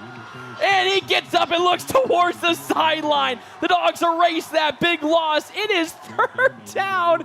And I think 2 yards for North Platte. Ty Hanneborg. The first big completion for North Platte, not only today, but I think for this, well, I wouldn't say for the season. I think they had a bigger completion against the Rockets. But it's a third and manageable 3 yards at least. As the pitch now to Ty Hanneborg. Hanneborg trying to cut upfield. Hanneborg might have gotten close to the line of scrimmage. He might have gotten 1, Jeff Smeltzer. 4th and 2. As they're initially on the stop, Mason Meta. And with 1:34 left to go, the Dogs have all their timeouts. I think they need to call one here. They have all their timeouts left, and with 1:27, they're not calling the timeout.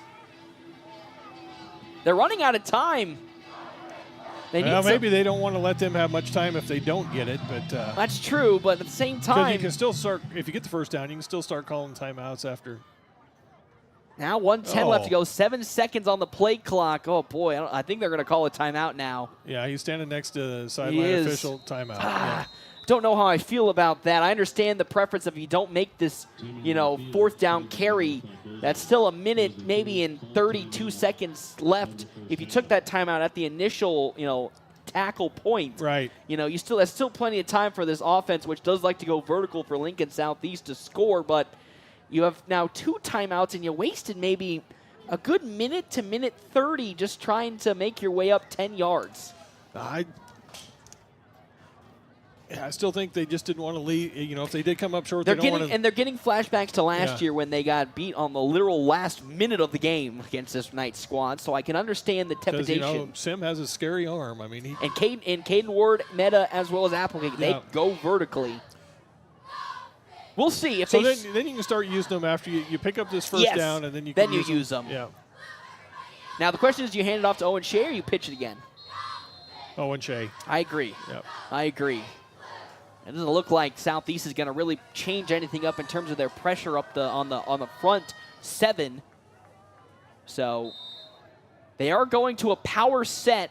Reese Perry is into the right side, as well as Colton Altig. Ty Hanneborg in motion.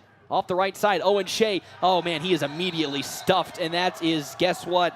Caden Ward blowing that play. Actually, correction, that's Nate Applegate blowing that play wide open. I think they were thinking like us, that Shea was going to get the ball there. And Applegate blew it right up. Oh, boy, did he ever.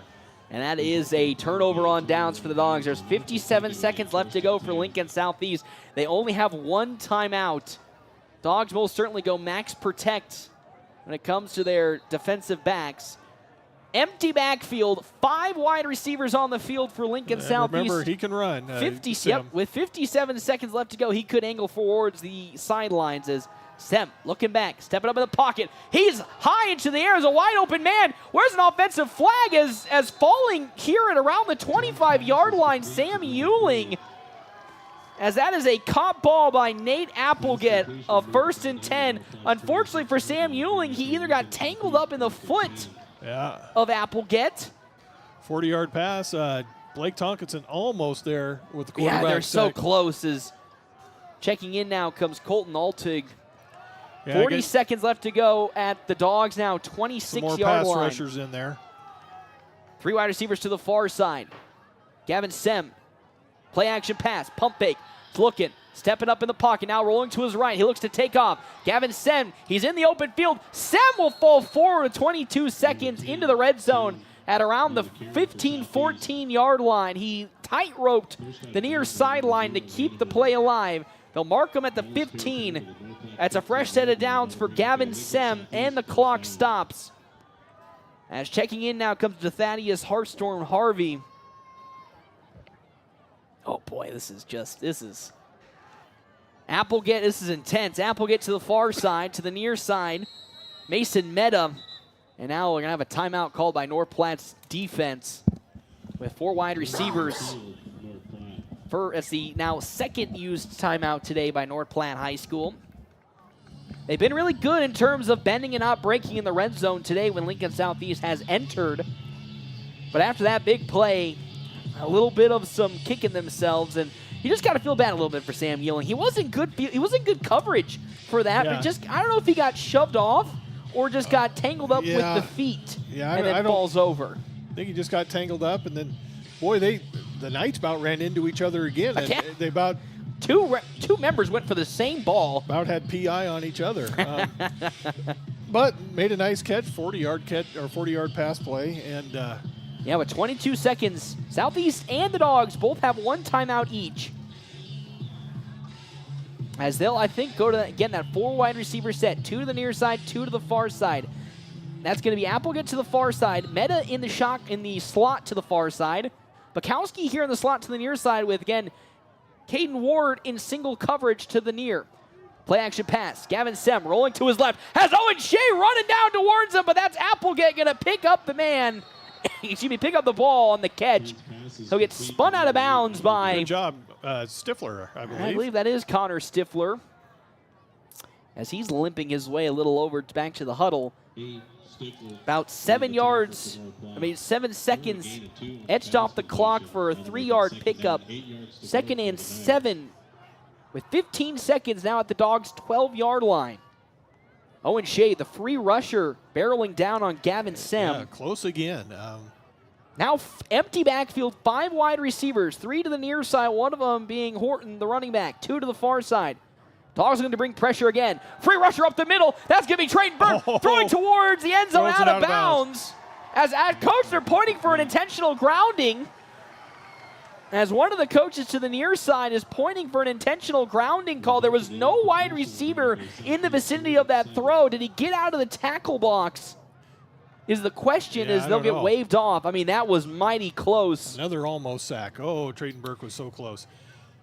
But another 3 seconds, actually another 5 seconds are etched off. 10 seconds left to go. It's 3rd and 7 now. And that's the kind of scariness for Lincoln Southeast if they go to that 5 wide receiver set.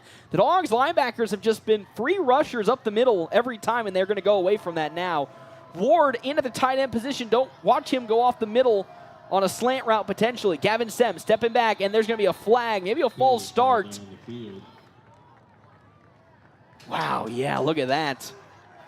Wait, I don't even know what call they made there. I need to get my officiating book out, but I don't It's not have a false start for sure. No. Oh, wow, a delay of game. I didn't even look at the clock. That was a weird signal. I was going to say, delay of game is normally the two arms teed off to the side. So 1 second is ticked off. 9 seconds left to go for the end of the half. Dogs holding on defensively. 3rd and 12 at the North Platte 17-yard line. Sem in the shotgun. 3 wide receivers to the far side. Play action pass over the middle to Caden Love. And there's going to be a pass interference against Ty Hanneborg. He put his head down and ran into Caden Ward before the ball even got there. And that is an unfortunate bad decision by Hanneborg, as that ball was nowhere near Caden Ward when initial contact was made. And 6 seconds have come off, and I think we're going to see a field goal. So they'll get into the range for kicker Carlo Rossetto to kick a field goal. Actually, that's not Rossetto who's out there kicking that field goal. That's Brooks Gordon. Nope, it's Rossetto. Sorry, my bad. Gordon's the holder. I was kind of losing my mind for a second there. 4 seconds left to go. Rossetto already made 1 field goal today. As he'll get set. Dogs looking to play, no pressure. Kick is up, and it looks good. And it is good. Field goal for Lincoln Southeast. 7-6 on our State Farm agent Bobby Hull's scoreboard with 1 second left to go.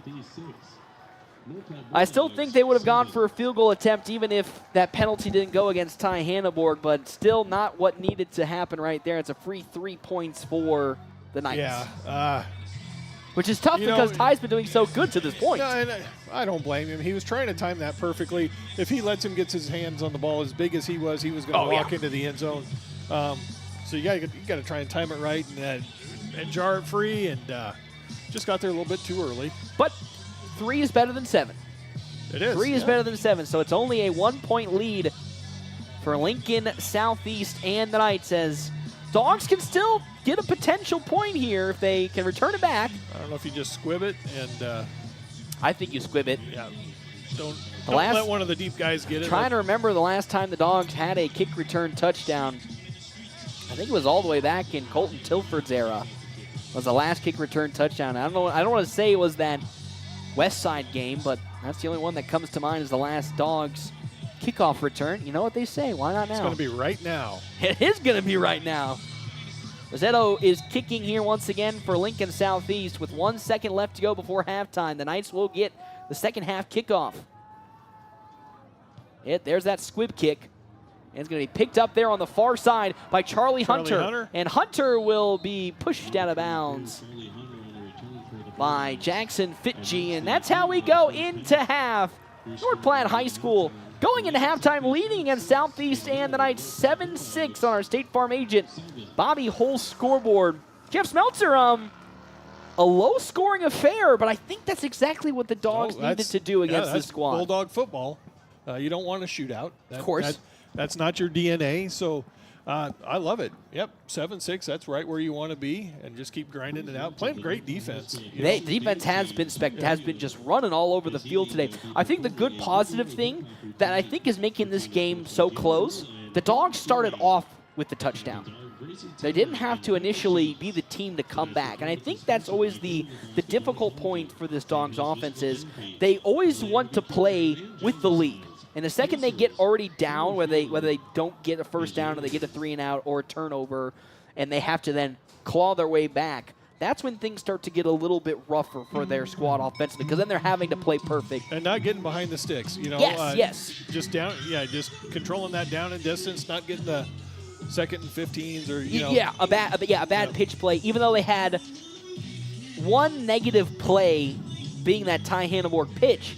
They immediately gained it back. And even though in the grand scheme of things it doesn't matter because they didn't make that 4th down rush anyway, it's still, again, they're looking more confident, so if they are putting it down in distance long, it's not the end of the world. It's not the end of the world. But now it'll be interesting to see how they respond to start the second half, because if we're being honest this season, the Dogs have looked really good in the either first quarter or first half, and things then start to fall apart a little bit in the second half. Columbus, Norfolk, Lincoln East also being one of those games. Looked good in the first, and then the second just kind of, second half falls apart. So, and they aren't receiving the ball in the second half. Lincoln Southeast will be collecting that ball. Yep. So if you're Coach Altig, what are the keys that you have in this kind of 15-minute break to make sure you guys are not only getting not the proper rest you need, but also staying focused in for the next half? Containment, we saw there towards the end of the first half how scary Gavin Sim can be when he rolls out, because that long pass play, was because he rolled out.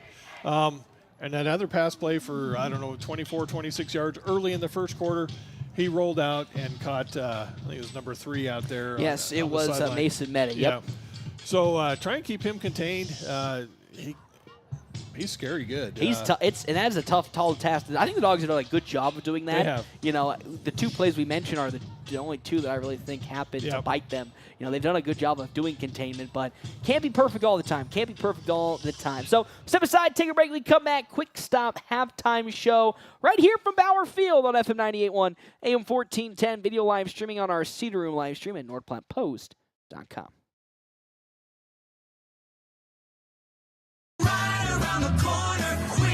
Save money at the pump at Quick Stop with the DinoPay app. DinoPay offers contactless payment using your preferred debit or credit card. The savings add up with 12 cents per gallon and even more on Tuesdays and Thursdays with rollbacks for savings of 15 cents per gallon. Huge savings with Sinclair DinoPay, saving you at the pump. Don't forget Frazzle Gourmet Slushes and For Real Shakes and Smoothies. Gourmet coffee at everyday low prices on your favorite beers.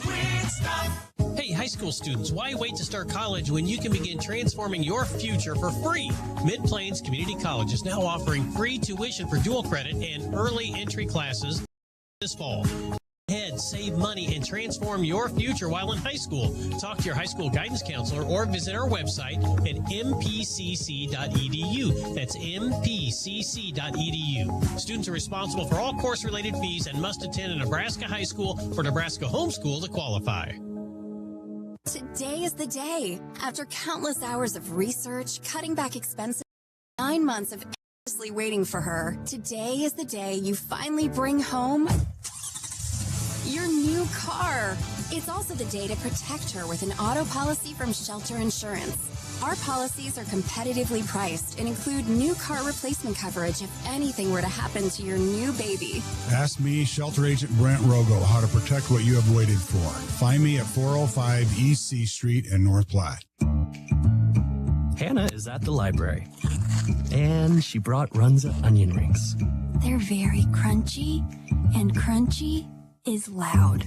That's the double-dipped breading talking. Maybe they'd be quieter if you dip them in Runza's onion ring dip. Wait, they have onion ring dip? They do. Make some noise for Runza's homemade onion rings and dip. Because from the way we make it to the way it makes you feel, Runza makes it all better. Have you heard the news about Dave's Place? Yes. Are you sure you've heard the news? Of course. We run the place. I know, but we need to tell everybody else. Dave's Place is open for lunch. Brand new hours at Dave's Place. Now open at 11 a.m. for lunch. Spend your noon hour with Dave's famous wings and pizza. And maybe a cold beverage. We won't tell your boss. Now open 11 a.m. to 10 p.m. Sunday through Tuesday. 11 to 11 Thursday through Saturday. And closed on Wednesdays. Mama needs a break. Not so fast, Mom. Yeah, Mom. We're late. We need to go. Here we go. Dave's Place. 502 East Francis in North Platte. Whoop, whoop. When making important life decisions about your financial future or it's important to work with people you trust. That's why at Farm Bureau Financial Services, we don't rely on algorithms, bots, or auto-generated answers. We get to know you, so we can help you get the right coverage and make smart financial decisions. In North Platte, visit Jay Engel at fbfs.com/find-an-agent. It's your future. Let's protect it.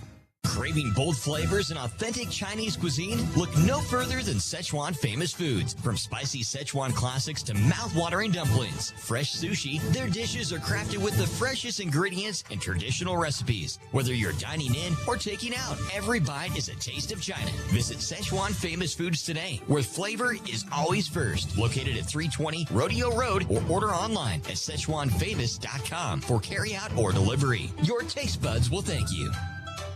As the crisp fall air rolls in, it's the perfect time to secure the insurance protection you need. Fortify Group has over 50 years of trusted experience serving customers in North Platte and beyond. We're here to cover all your needs: farm, crop, auto, home, and commercial insurance. Whether it's harvest season or time to winterize your home, we work with multiple carriers to find the best coverage for you. Visit fortifygroup.net to learn more, or stop by our office at 621 South Dewey and chat with me, Kevin McGann. No matter the season, you can rely on Fortify. The Bulldogs play here on FM 98.1 and 1410 AM KOOQ. Head to Merrick's Tuesday through Thursday. Kids 12 and under eat free from 4 to 8 with each adult meal. And don't miss their football specials. 20 wings, $20. North Platte Post Sports. Welcome back here to Bauer Field. Epic saxophone solo going on right now. That was nice. As, bass sax. Whew. Bass saxophone over there. I'm pretty happy. Okay. But it is 7-6. That is what we're here for. In favor of North Platte High football. Mr. Smeltzer, are you ready to talk some stats? Let's talk stats. Let's talk stats. 7-6 Dogs in the lead. I thought they had a fantastic first half. They've only given up a grand total of 156 yards, 117 through the air, 39 on the ground versus this Lincoln Southeast squad. Again, you might say in the grand scheme of things, 156. 117 is a pretty big amount of passing given how many plays and that Lincoln Southeast ran.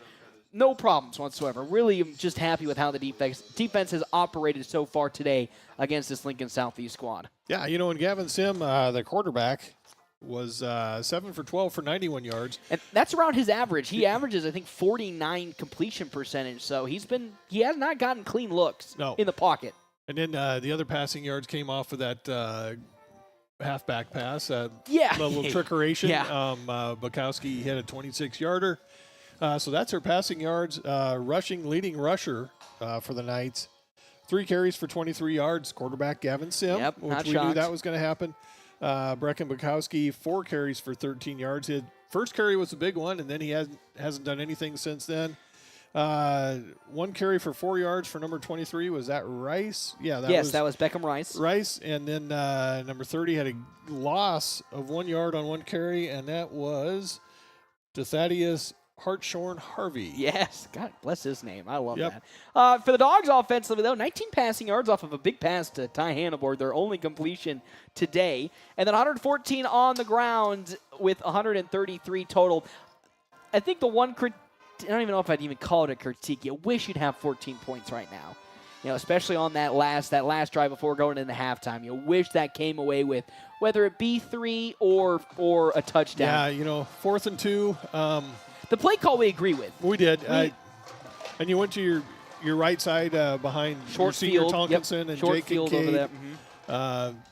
Problem was, that's what they thought they were going to do. Yeah. Knights had that well read, and Applegate just met him right in the hole, and no gain or a short loss on that play. Turnover on downs. That's what we thought North Platte was doing, kind of running the clock down so Southeast wouldn't have enough time, but they did have enough time to get down there and get that field goal off with 6 seconds left in hindsight, glad he took that timeout so late, because if you had the timeout that we kind of were hoping for, I think they honestly score 7 there. I think they score 7 on that drive. So overall, for stats, you're pretty happy. I think the real question is going to be, how are you going to respond coming out of the break? Because that has been really the biggest trouble for North Platte when it comes to their defense is immediately out of half. They have struggled to feel that same intensity. Now, again, you didn't have I can't say the crazy man out there, but you didn't have Trey Burke the last couple of weeks, who has kind of really been that energy man for the Dogs defense. So he is back. So that might kind of instill the energy to still remain after the half. But it has been the one little weak spot for North Platte High School is coming out of halftime. It is. Just play sound fundamental football. Don't let Sim get out of the pocket. You have him right where you want him. Legs. Yep. Keep him in the pocket. you got those big receivers out there. We've covered them pretty well. Surprisingly, honestly, there's only been one time that somebody's got mossed, and that was just a great play by Nate Applegate. And they still haven't thrown a crossing route. No, they haven't. There was kind of a little post play there at the goal line with the pass interference, but other than that, they're looking at the sidelines or towards the back post. of the end zone. Yeah. Towards a lot of sideline stuff. Which again, when you have wide receivers and tight ends that big, that's exactly where they always they're feast going to win NFL. most jump balls. And yeah. We don't have super tall corners or safeties, so they're going to. Herems is the biggest. Ty Hanneborg is one of the fastest. Doesn't have the height, and then Van Alec and then Sam Ewing as your deep safeties are going to try to cover as much as they can. So, height-wise, it goes to Southeast, but really I haven't felt that. I haven't felt like they are getting just decimated by the physicality. No, I think they tried a few times, but they overthrew even their tall receivers. Yes. I think that's what they're trying to do is get the jump ball, but they're just overthrowing even their receivers. And that has let North Platte kind of stay in this lead. And again, it's all that question. Can they come out of halftime with that same energy that they played with the first half? Because honestly, if they do, I think they can do it. I can't say I think. I know they can do it because it showed last year that against a team like this Lincoln Southeast squad, they can go up against them favorably. I just think they need to score on. It's reaching me to say every time they touch the ball, I think they need to score because we're getting to that point in the game now where you just can't leave points on the table, and that's kind of been the ultimate downfall of the Dogs, not just this year, but a lot on the other years as well. As they just leave too many points on the table when they have control of a football game. Yeah. Stat here, averaging just under 5 yards a carry. Good. When you're running the ball and they know you're going to run the ball and you're still getting 5 yards a carry, that's impressive. You're doing something. And shout out to the Bulldogs offensive line and the blocking on the perimeter. Again, Connor Stifler with some nice runs and Ty Hanneborg as well. Ty Hanneborg just crushing people on the edge there. So keep it up, Dogs. You don't need to change anything offensively. You're doing fine. Keep getting those first downs. Run the clock. Don't let Gavin Sims beat you with his legs. Make him stay in the pocket. Be a passing quarterback, because that is the one downside to Gavin Sims is when he really does, get forced to be an actual passing down quarterback. He's really not. I'm not saying he's not good, but that is not really where he strives, because we've seen it when he gets set down and pass. He's not a prolific passer, below 50% on his completion percentage. 66 of those 91 yards he had in the first yard were scrambles, were rollouts. Scrambles. They were broken plays. So he hasn't hurt you when he's throwing from the pocket. So keep him in the pocket, keep up that good coverage downfield, and you're going to be all right. That's what you love to hear. Well, Smeltzer, we step aside and come back. Second half coverage right here, FM 98.1, AM 1410, live streaming on our Cedar Room live stream at NorthPlattePost.com. Thanks for listening to the Quick Stop Halftime Show. Second half action is next on FM 98.1. Your husband is pretty handy to have around. He makes the world's best mac and cheese. He's in the Tickle Monster Hall of Fame. And he can teach anyone how to throw strikes. But a busted pipe in a basement full of water? Honey, I think we need a plumber. Is a little out of his league. That's where a homeowner's policy from Shelter Insurance comes in handy. We'll help get your house back in order and your husband back to what he does best. See me, Pete Volz, at 501 South Jeffers for a free insurance review. Experience the beauty of downtown North Platte and enjoy lunch or dinner at the Cedar Room. The Cedar Room is an unparalleled restaurant experience with this unique atmosphere where modern meets rustic. Enjoy a handcrafted cocktail made with the freshest ingredients by a master mixologist while dining from their delicious American fusion cuisine menu. Make a reservation by calling 308-532-4825 or reserve online at thecedarroomne.com. The Cedar Room, 505 North Dewey in beautiful downtown North Platte. We're always open right around the corner. Quick Stop. With your 24-hour convenience store. Fast, friendly, no one gives you more. Gas, food, your favorite drink. Get everything you need in a blink. That's why everybody stops at Quick Stop. We're always open right around the corner. Quick Stop. North Platte Post Sports. Welcome back to Bauer Field, FM 98.1, AM 1410. Paxton Gordon alongside Jeff Smeltzer for today's football game. The 1-5 North Platte High School Bulldogs taking on the 3-3 Lincoln Southeast Knights. Well, Mr. Smeltzer, it's time for when the money's made. It is second half action here in just a couple of minutes. Dogs leading Lincoln Southeast and the Knights 7-6. And I hate to be that guy. Playoffs are still a possibility for North Platte. I don't really take too much attention to the points early on because we didn't have a win. But after that victory, you've been kind of looking a little bit more on the docket. And there's some points on the table, the Dogs, if they could maybe, just like last year, kind of make a little push towards the end of the year. Sneak in the back door there at the end of the year. Yes, well, it'll be tough because you have Millard South next week. And that game is always just come out of that game healthy. Play as hard as you can. Don't be Lincoln High. No offense to Lincoln High, but don't be Lincoln High who just you're up against cancels. it. Just play as hard as you can. If you ever wondered how you stacked up against an Alabama quarterback, here's your chance. Hey, we are the Giant Killers. Yeah. We did defeat Omaha West Side. Was it 4 years ago now? Yeah, 4 years ago now. Beat Omaha West Side. And then we don't talk about the year after that, what happened against West Side. No. that game never happened. They took it personal. They did. All right, here we go. As we get ready for start of the second half here, FM 98.1, AM 1410, video live streaming.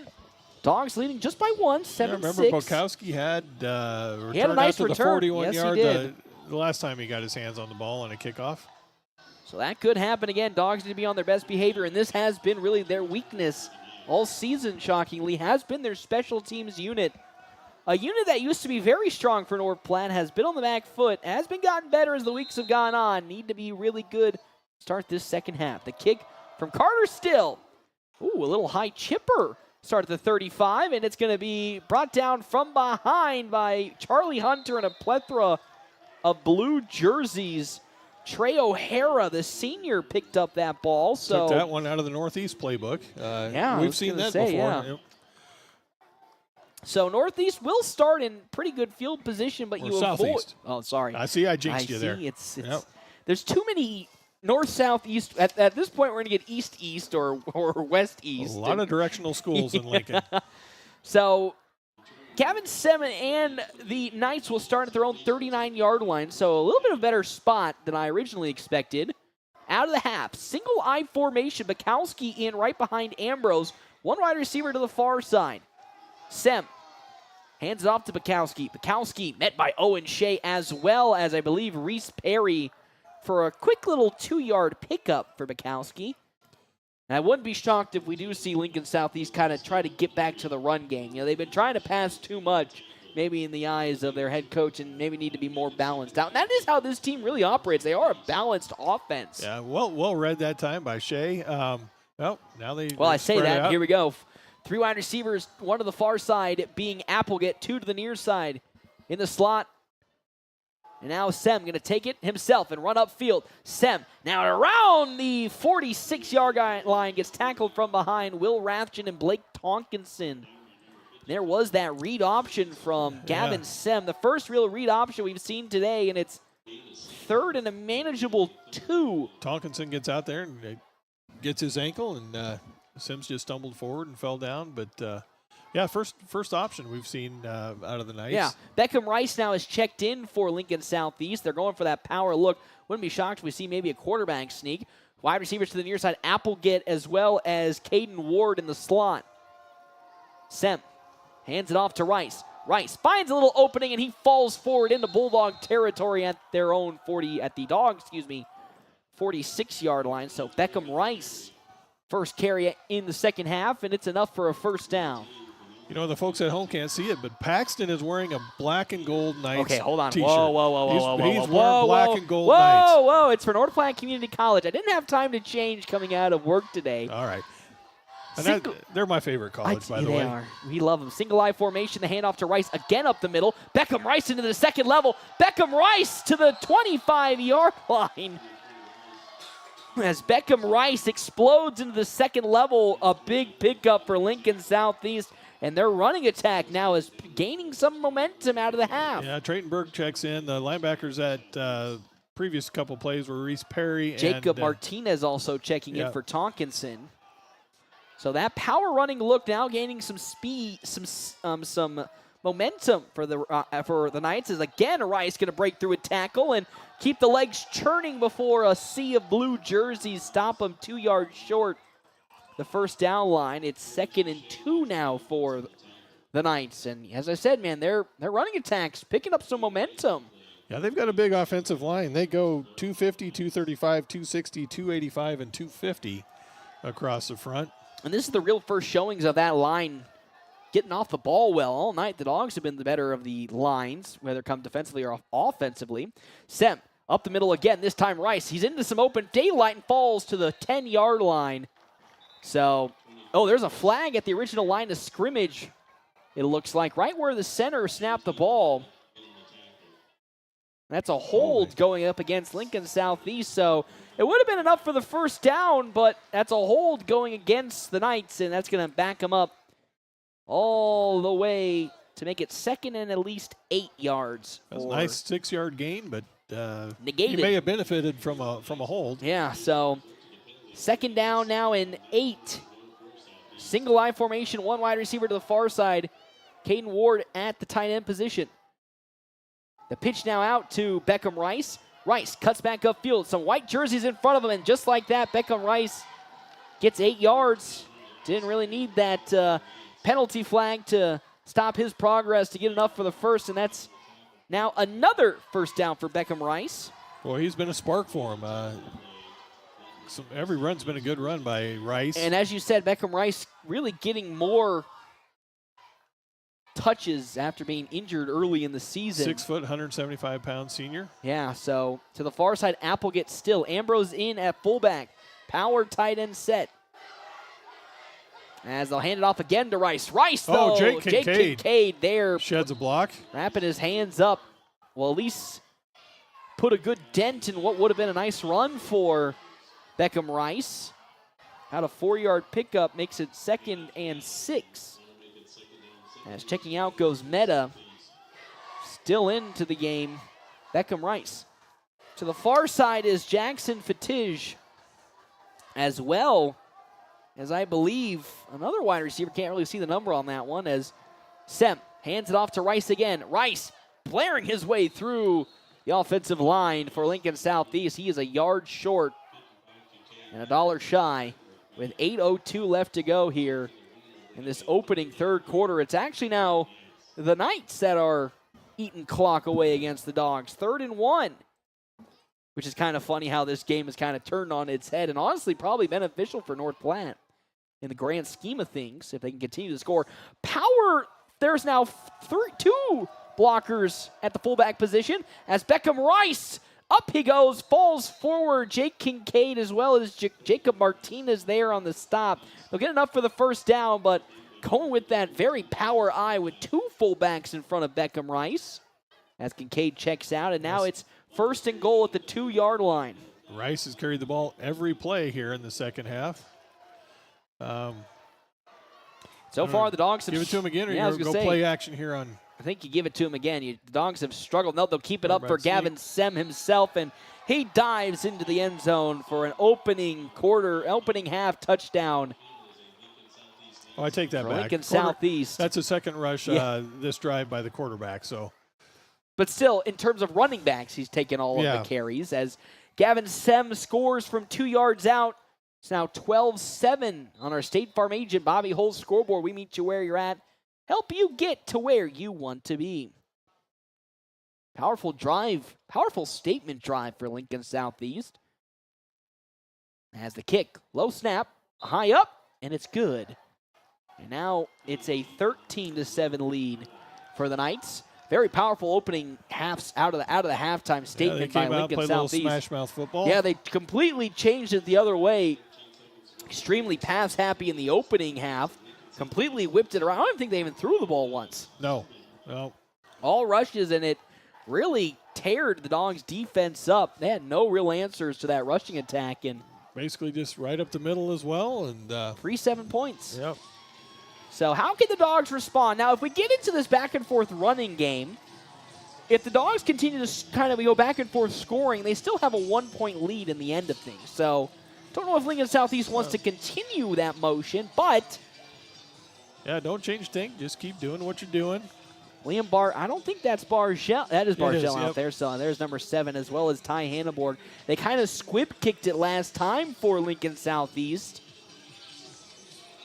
Do you think, now this is a weird statement, do you think they make a kind of weird onside kick here? I don't know. You think so? I don't think so, but it's a possibility. I've always thought about, coming out of halftime trying an onside kick off of a normal formation. As here comes the, of course, high boot kick, and that's probably going to go all the way into the end zone for a touchback. So the Dogs will start at their own 25-yard line. Can they answer back with the same ferocity in their running game as Lincoln Southeast did to start off? So the power back is going to be Will Rathjen. As also out there, Isaiah Plunk and Connor Stifler for North Platte. So Owen Shea getting some time now to the sideline. Yeah, same with Ty Hanneborg, giving him a breather as well. Carter still in at quarterback. 7:13 left to go here in the third quarter. A 13-7 lead for Lincoln Southeast. Still has Isaiah Plunk in motion off the right side. There is Will Rathjen. He puts his head down, and he's going to have the pile help him push forward for 3 yards. And Will Rathjen now is going to make it a 2nd and 7 for the Dogs offense. Both teams with 2 timeouts left. As also in the game, I think, trying to see who that is at wide receiver. I still think that is Colton Altig. As Altig out there with Sam Euling. For a second, I thought that was DeAndre Holmes for some reason. In motion now is Connor Stifler. The pitch out to Stifler, as now Stifler trying to find some blockers that cut up field, and he'll go nowhere. He might have gotten back to the line of scrimmage. He might have lost a yard.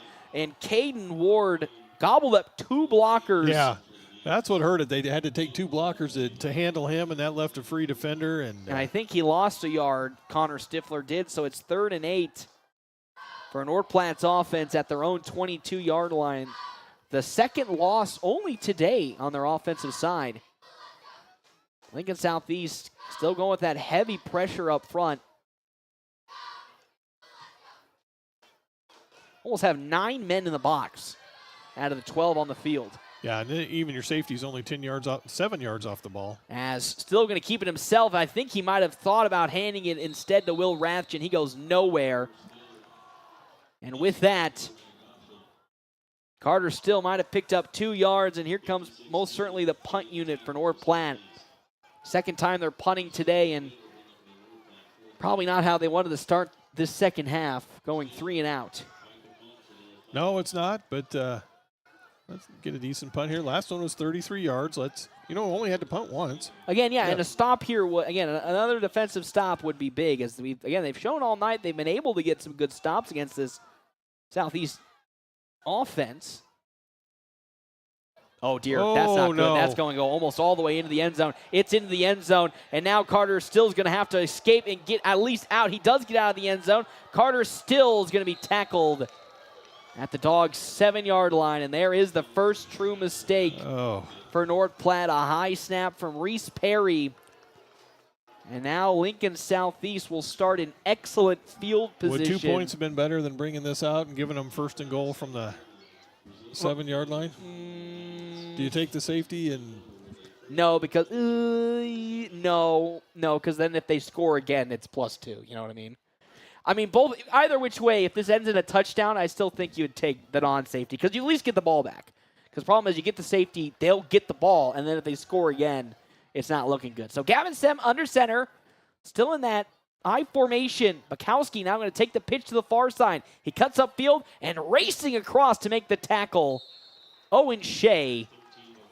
And Bukowski will, again, after starting at the 7-yard line, crash forward to the 3 to make it 2nd down and goal at the Dogs' 3-yard line.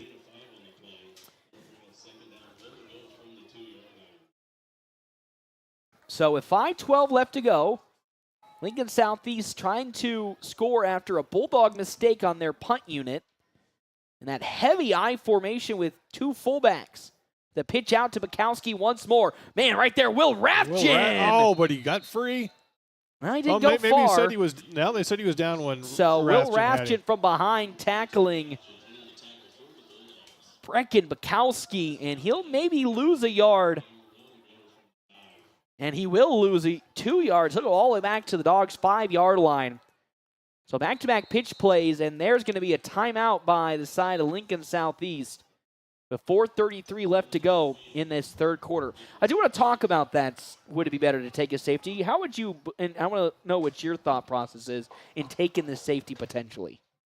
Because you'll get the 2 points. Well, they're stiffening up here. I would have taken the 2 points.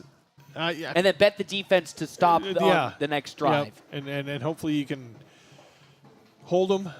But you're stiffening up here. Maybe hold them to a field goal here. A field goal would be huge.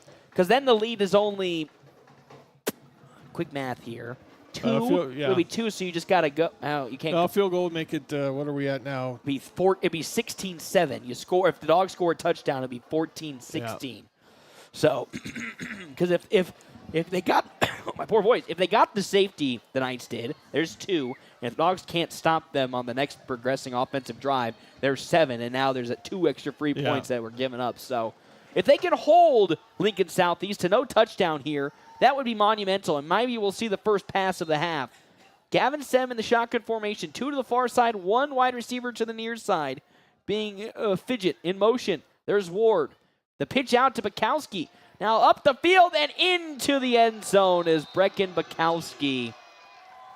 Dogs set out max protection on a pass, and a little flip to Brecken Bukowski from 5 out, and Lincoln Southeast score.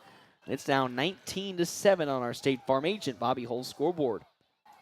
With 4:27 left to go in the third quarter. It's looking good for a second there, and then that Bukowski pitch, he has some quick acceleration when he finds an opening. He found that hole and bursted right through it before the Dogs could even close it off. And now the extra point is up, and it is good. And with that, 20-7 on our State Farm agent Bobby Hull's scoreboard. With 4:27 left to go here in the third quarter, as we do have a down dog on the field cramping up as he's getting stretched out by his teammate. First off, cramps are horrible. Oh, yeah. There's one thing that shout out Sam Ewing for helping the Bulldog who's cramping there. That might be Reese Perry. Yeah, he'd been battling that all night. I've been noticing that they've been stretching him out on the sideline. If there's one thing that I don't wish upon people, it's an ACL injury, of course, and then also a cramp. And Ian Harims is also getting stretched out on the sideline. So Bulldogs cramping up. Very cool night tonight. Yeah. So a little shocked to see some cramps happening right now. That might be. Well, that's actually Jake Kincaid as he'll waltz his way off, very gingerly getting stretched out. Again, 4:27 left to go, 20-7 in this third quarter. How important do you think this drive is? You know me, I hate to always be that guy being like, they need to score here or things are going to get out of control. But I want to hear from your side how important you think this drive could be. Well, Dogs aren't known for scoring quick, so you need to score here because that comeback 2-minute offense isn't something that they. That's the Knights' specialty. Yes. Yeah, that's not their strength, but. I think they can do it. Just keep doing your thing.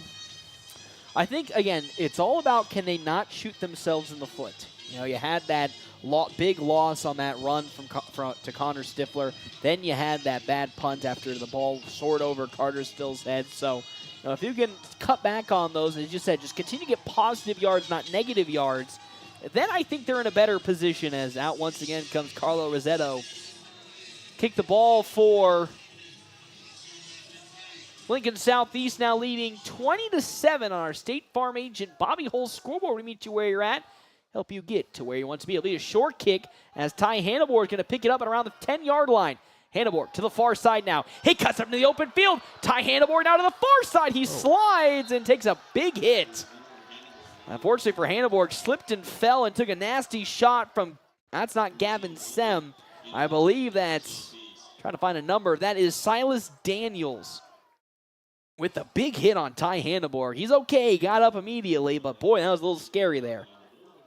That's almost helmet to helmet, not intentional. Yes, yes. But yeah, got his bell rung a little bit that time. So he's still out there. Now we have 2 wide receivers to the near side, being Euling and Altig. Owen Shea is back in at power running back as Ty Hanneborg, the speed back, and Connor Stifler to the far side, the other speed back. As in motion is Stifler. Off the left side, here comes Owen Shea. Hole. Big hole for Owen Shea. He trucks a man. First down. And Owen Shea gets a first down on the first carry of this second half. Boy, he just plowed through somebody. I think that was Zay Bolin. Just plows right through him. I don't want to be that guy. Zay Bolin, I think, played for Benson last year. Oh, did he? He played. That name is very familiar, Zay Bolin is. Shout out Alex Jackson that time.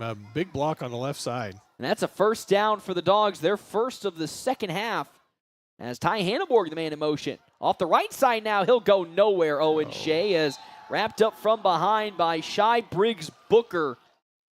The 215-pound senior blows that play up immediately. Second time today, Shy Booker has, Briggs Booker has made a big tackle behind the line. Great instincts that time. Got him in the, here comes Jake. As Jake Kincaid checks back in. Back from his cramp. As checking out goes, that's Grayson Couts, the sophomore. Okay. 2nd and 11, so not that bad of a loss, only 1 yard. 12 seconds left to go on the play clock, 3:16 left to go in this third quarter on our State Farm agent Bobby Hull's scoreboard. Got to speed things up with 5 seconds. As now Carter Still going to pitch it to Connor Stifler. There's a flag for a hold, and that's going to be another loss for North Platte. As there is Zay Bolin. As he blows up Stifler, but I don't think it's going to matter because the Dogs will get a hold call. 3rd and 12 or 2nd and... I think you just decline it, don't you? Because that's going to back up to the 40. And that'll at least make it 2nd and 14, but they're going to take the penalty. So it's now 2nd down and a long 21 yards, I think. 2nd and 21. And that's not, again, when we talk about losing yards, that is not what you want to see. And that is a long 2nd down with 3 minutes left to go in the third quarter. And Lincoln Southeast, I think, has really changed their defense up. A lot of their corners are staying further back than being pressed up in the line of scrimmage like they had been to start the game. Same with their linebackers. So they've kind of adjusted well to the Dogs' rushing attack as Carter Still stepping back, looking to throw, rolling to his right. Oh, he's going deep down the field. That might be intercepted, and it is almost intercepted. Not a wise throw from Carter Still as Braxton Frudenberg, they're in coverage, almost intercepted that ball. Actually, that's number 2. That's Tyrese Goody almost intercepting that ball, and that's an incomplete pass. Connor Stifler had to turn into a defensive back that time and knocked it out of the hands. Still didn't really get a clean step up into the pocket. That was a wobbler. So it's now 3rd and a long 21 yards with 2:36 left to go here in this third quarter. 2 wide receivers to the far side. Hanneborg, the man in motion. The pitch out now to Ty Hanneborg. Oh, he's got some daylight for Ty Hanneborg. Oh, but Goody is there to immediately blow it up. So what was looking like maybe a good look for Ty Hanneborg with some good blockers. One little missed block, and Goody gets into the running lane with Hanneborg and kind of blows that play dead. He still bounced off and picked up another yard after getting hit. Just didn't have that full momentum. It was looking good. If that block was able to be picked up, he might have had a chance to bust something into the open. But that's now back-to-back drives that the Dogs offense has the punt. Now there's 2 returners on the field.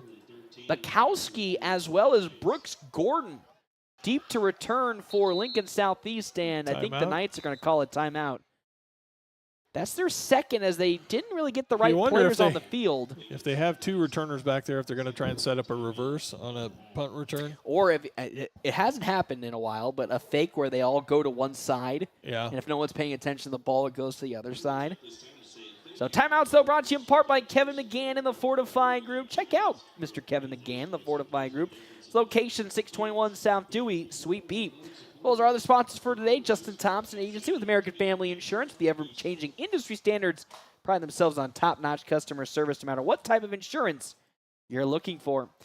Well, Mr. Smeltzer, it's been a, unfortunately, not strong third quarter for the Dogs so far. They haven't come out with that same gusto, but at the same time, Lincoln Southeast has made a couple of big adjustments defensively that have really hindered the Dogs. They're not really overextending in the middle Lincoln Southeast has doing right now on the pitches, and they're kind of pulling guys further away from the line of scrimmage, which is, forcing the Dogs blockers at wide receiver to not get that initial point of attack block to cut the edge or to seal anyone from cutting to the inside. Now they only have one returner. Now I think that was maybe a mistake, as that's the second timeout for the Knights. So if the Dogs do come back, the Knights don't really have many left. Can he get a better snap this time?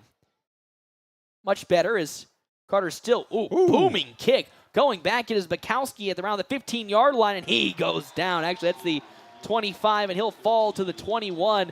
Booming kick from Carter still. 41-yard punt that time. And I know you haven't gone across town to watch the St. Pat's Irish No, I have play. not. You're always busy working. The best part about going to St. Pat's games is punt returns. They either run a reverse or fake a reverse every punt return. Really? So, that's the best part of the whole punt return's the best part of the whole game. For a unit that's been begrudged by football fans for years now, punt and special teams. Oh, yeah. That sounds fun. No, that's been an Irish tradition for 40 years. So once again, we go to the single eye formation. It's Harstorm Harvey who gets the first carry of this drive for Lincoln Southeast, and he, just like the previous ones when it was Beckham Rice, takes a good chunk out of the first carry for him. Maybe a pickup of 5 for Harstorm Harvey.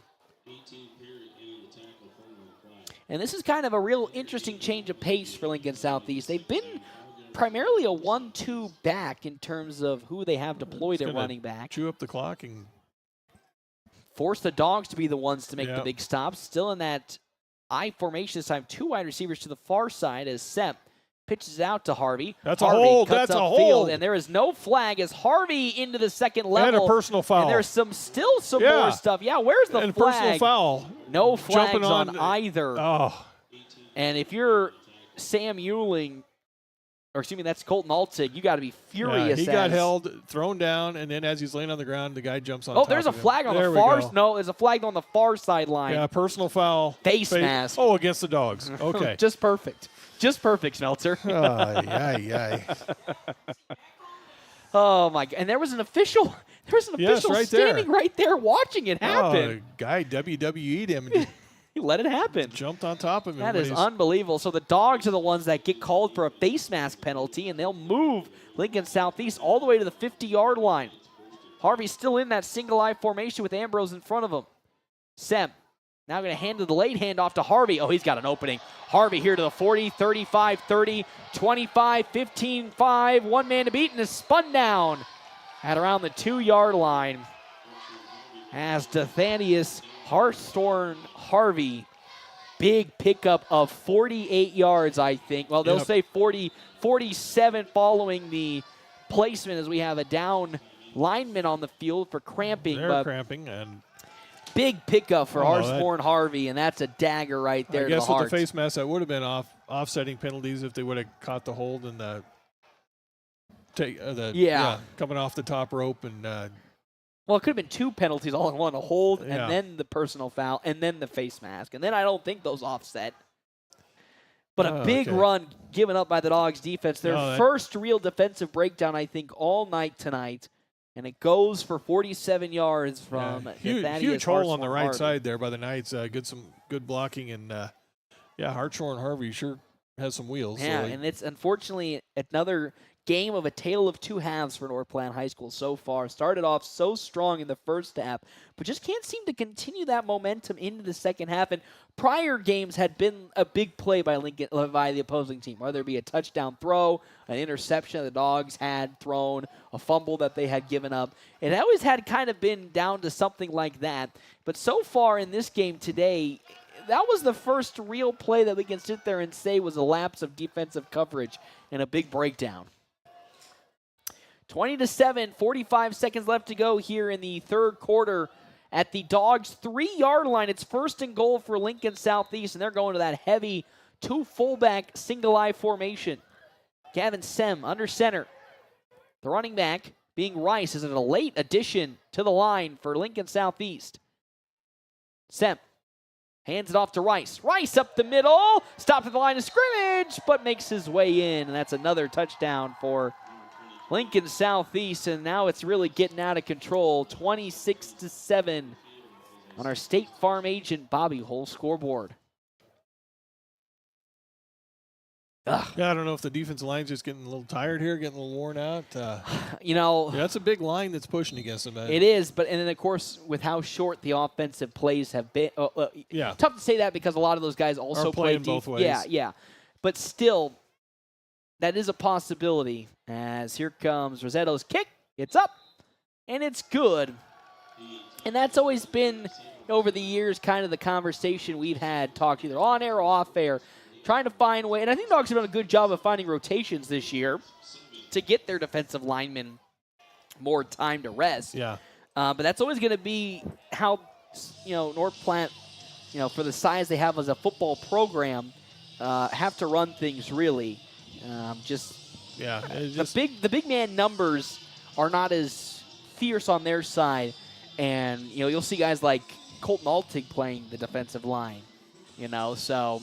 Yeah, a lot of sophomores getting some which is good, and they look on both good. sides Alex of the ball. Jackson made that big block earlier, as we highlighted. So and when you have 57 players on the roster total, you just don't have the numbers to play one side of the ball only. You got to play both ways, and that's just the way. And at some point, it's just human nature. No matter how well in shape these guys are, you're going to get tired at some point. Yeah. And that in your body, you can't just help it. No matter how hard your mental is, and you can say you can go through it, your body at some point gives up. The Knights' big guys, they've been rotating their lines. They don't play both ways. No, they don't. The linebackers, a lot of those, Applegate and number 0 play Cade both Ward, ways. Yeah. As big booming kick again, Hannibal is going to take it from the 1-yard line. Here comes Ty Hannibal to the near side, trying to bounce it. Ty Hannibal might have one man to beat here at the 30. Plowing his head in and is tackled out of bounds. That's a late hit out of bounds. There we go. Flag. Oh, and now we might have a little bit of a scuffle as Dogs getting in the face there of number 15. I believe that's going to go against Anthony Walbricht. Yeah. And that is a personal foul. So Mr. Meltzer finally gets your personal foul. The worst thing you can do on the sidelines is start talking. Yes. You got the personal foul for the late hit. Now don't make it an offsetting penalty by yapping. Well, and unfortunately, that's Ty Hanneborg's one of his greatest strengths. You know what I mean? Ty Hanneborg does like to yap, as there is that personal foul late hit that will go against Walbricht. Yeah. So first personal foul today for Walbricht and first for the Knights. So the Dogs will start in pretty good field position with 23 seconds left to go in this third quarter. And why does he want to go the wrong direction? There we go. All right. Oh boy, they're gonna end our lives maybe 6 years early at this rate. Some of these officials. Oh, okay. Who again do a fantastic he did. Shout out to the officials, even though we like to they got it right in the end. Yep. Give them some heck in talk. They do a fantastic job, and we love to see them. Again, Daniel Stidman, official. Daniel Stidman is an official. You've seen him hopefully out at. I forgot to ask him where he was. I forgot where he's going tonight. Owen Shea, the power back for North Platte High School, as Ty Hanneborg's in motion. Stifler now, it's good. Nice go to the other side with that misdirection, and he falls forward to the 42-yard line. I was about ready to say that we haven't run any misdirection all night. And sometimes the misdirections, when they do it, look a little awkward because they don't really get set up, so it kind of just looks like Carter still kind of went the wrong way in terms of handing the ball off. But that was a perfectly executed misdirection. And you know what, Mr. Smeltzer, that's a clean 5 yards. Alec Jackson held his own again on the left side. Good to see sophomore Alec Jackson getting a lot more action at the offensive line. He's a big boy that is well worth the attention and the effort he puts in as we finish the third quarter here from Bauer Field, FM 98.1, AM 1410, video live streaming, Cedar Room video stream, NorthPlattePost.com. Big fourth quarter. I think Dogs have to score. I think, no pun. Yeah, Captain Obvious over here. I'm really hitting the nail on the bulls. The dart in the bullseye right here with that one. But I really think if the Dogs want to stay in this game, competitively, they need to score here and at least. Yeah, even if it doesn't stop. Even if it doesn't lead to a comeback and a victory, get a score here. Just get some momentum. Get some things happening in your favor here in the fourth quarter. Because there's been too many times where the Dogs, when they do get down to this mark and it kind of feels like it's all but over, they don't really score much after that. You know what I mean? We've seen, Norfolk, Columbus games where they've only put together 7 and 13 points after, the game is officially quote-unquote done.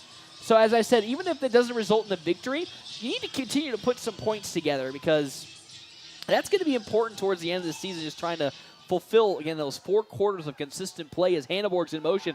Still over the middle, in the air, and it's intercepted. And going the other way with it for Lincoln Southeast is Javian Fuller. As that ball was batted up, an interception and the Dogs' first turnover today. Well, I didn't knock on wood, so you can put that on me. That's the first. Off the hands of the receiver. And then into just the hands of Javian Fuller, who was just right there. Yep. Yeah. And there's the Dogs' first turnover today. They've been so good these last couple of weeks in terms of the turnover battle. But unfortunately, haven't been able to today, specifically in the second half, put that same foot forward. And now here comes Lincoln Southeast the other way with it. 11:51 left to go in the fourth quarter, and I just assume they're going to continue to power run it down the throat of the Dogs. Gavin Sem still at the quarterback. Ambrose, the fullback. Bukowski, the lead running back.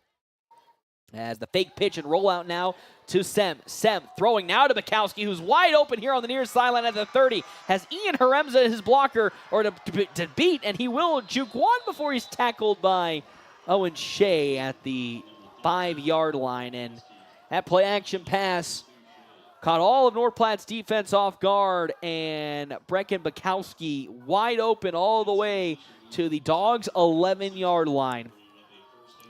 44-yard completion to Bukowski, swinging out of the backfield. Gosh. And there's the first big pass play now that has broken this Dogs' defense. Yep. Single eye formation, 2 fullbacks, Bukowski the speed back. As Sem, play action pass, rolling now to his right. There's a lot of blue jerseys with Jake Kincaid following him to the end zone, and it is caught in the back. Caden Ward, touchdown reception. And the lead now balloons 33-7 on our State Farm agent Bobby Hull scoreboard. Nice job by Kincaid staying home and chasing the quarterback, but tiptoeing along the back of the end zone. 21 now unanswered points by, I think, Lincoln Southeast. Got to do my quick math here.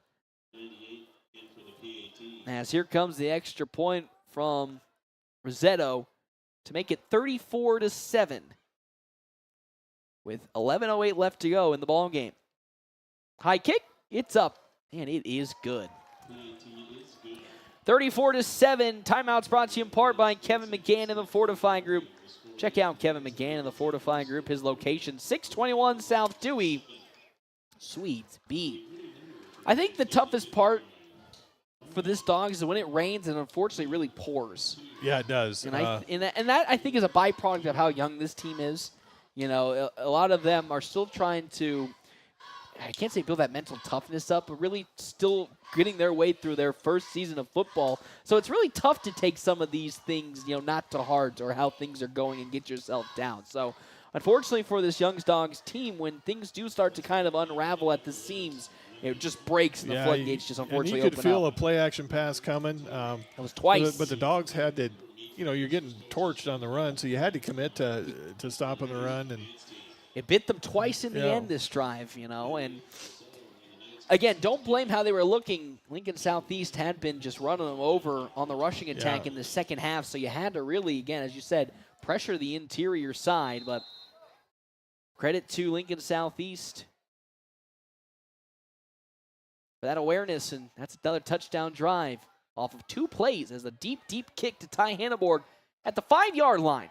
Here comes Ty. Had a good return last time. Yep. Now going to try to cut up field before he is swamped by behind. Silas Daniels there for Lincoln Southeast. And here comes the Dogs offense once more with Carter still out there. You just need to see which power back they bring out. Owen Shea trotting out there again. Again, this isn't a note right now, but, if they do decide to bring out the reserve units, Trey Burke was taking some throws earlier today as a third-string quarterback. Yep.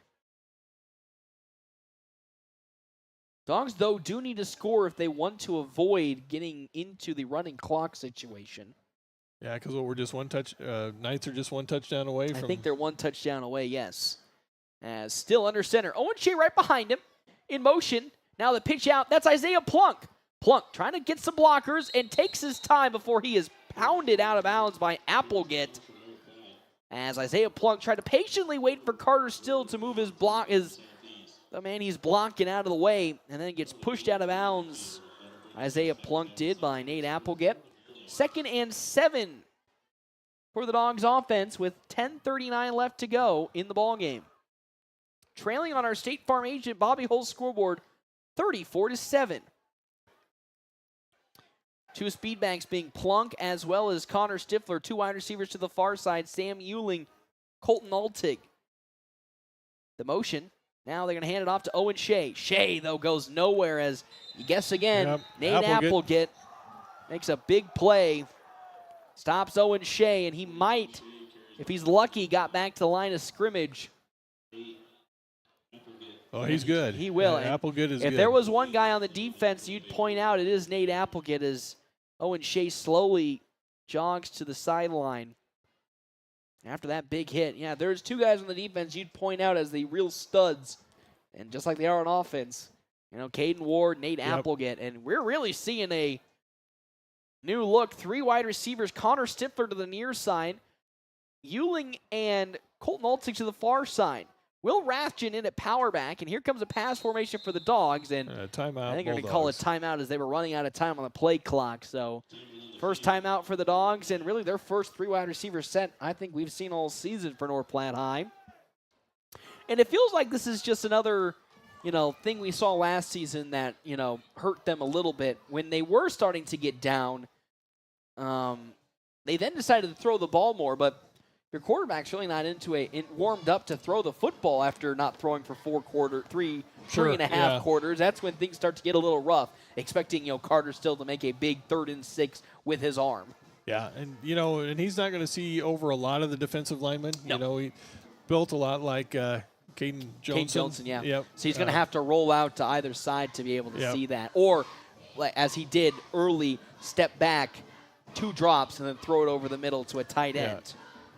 So the Dogs will go back to that 3 wide receiver set. Lincoln Southeast more ready for it as they'll now, I believe, hopefully go to 2 deep safety. Well, 2 deep safety, quote unquote. I'd say that. Nope, they're not. They're going to go to the single high safety once more. Bowling to the far side. To the near side, Javen Fuller. Still going to keep it himself. Actually, he's going to hand it up the middle and really keeping the legs turning. Will Rathjen. And he'll fall 2 yards short. Big power run by Will Rathjen. Might make it 4th and 3 yards. I think you got to go for it here if you're the Dogs. As Rathjen, yes, did pick up I would 3 too. yards. Yep. It's going to be actually 4th and 2 following a readjustment. 2 wide receivers to the near side. Colton Altig, Sam Euling, Isaiah Plunk, the speed back. Connor Stifler, of course, still the speed back to the nearest side. Plunk to the far side. Will Rathjen in at the power back. Still under center. In motion comes Isaiah Plunk. And the pitch out to Isaiah Plunk, and he breaks through one tackle before it's immediately blown up by Mason Meta. And that 4th down run goes to the wayside, a turnover on downs. I really think they should have ran it right up the middle. The way that Lincoln Southeast had their defense set, they were overloading to the far side on their defensive line and had some really nice gaps up the middle. The Dogs decided to go for that pitch play, and that is a turnover on downs. And with 8:20 left to go, here comes the Lincoln Southeast offense, maybe potentially for one final time before we see some reserves check in on their end. 34-7 on our State Farm agent Bobby Hull's scoreboard. Gavin Sem trots out to the field. The lead back for this drive goes back to Thaddeus Hartshorn Harvey. 2 wide receivers to the far side. 2 tight ends to the near side. Sem has Ambrose in motion. The pitch out to Harvey. Harvey has some daylight. Breaking through the hole. Hartshorn Harvey steps forward for an 11-yard pickup and a fresh set of downs for Lincoln Southeast and the Knights. Leading 34-7 with 7:43 left to go in this final quarter of play as Kieran Vanalik now limping off to the near side, maybe cramping up as well as he'll go towards the medical stand. 2 wide receivers set to the far side. I believe Bukowski as well as Applegate. Single eye formation once more. In motion. They'll hand it up to Bukowski up the middle. Bukowski squirming his way through. And he'll fall down close to the 15-yard line. We'll see where they spot him.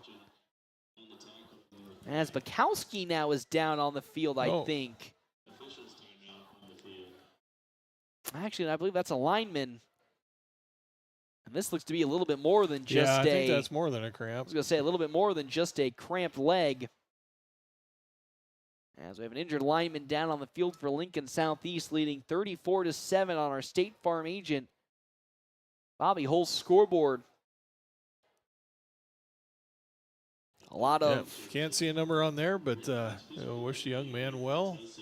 Yeah, hopefully when he gets up, is moving the legs around, I think at the least. I saw some movement there, so we'll see what they have to work up as outcomes.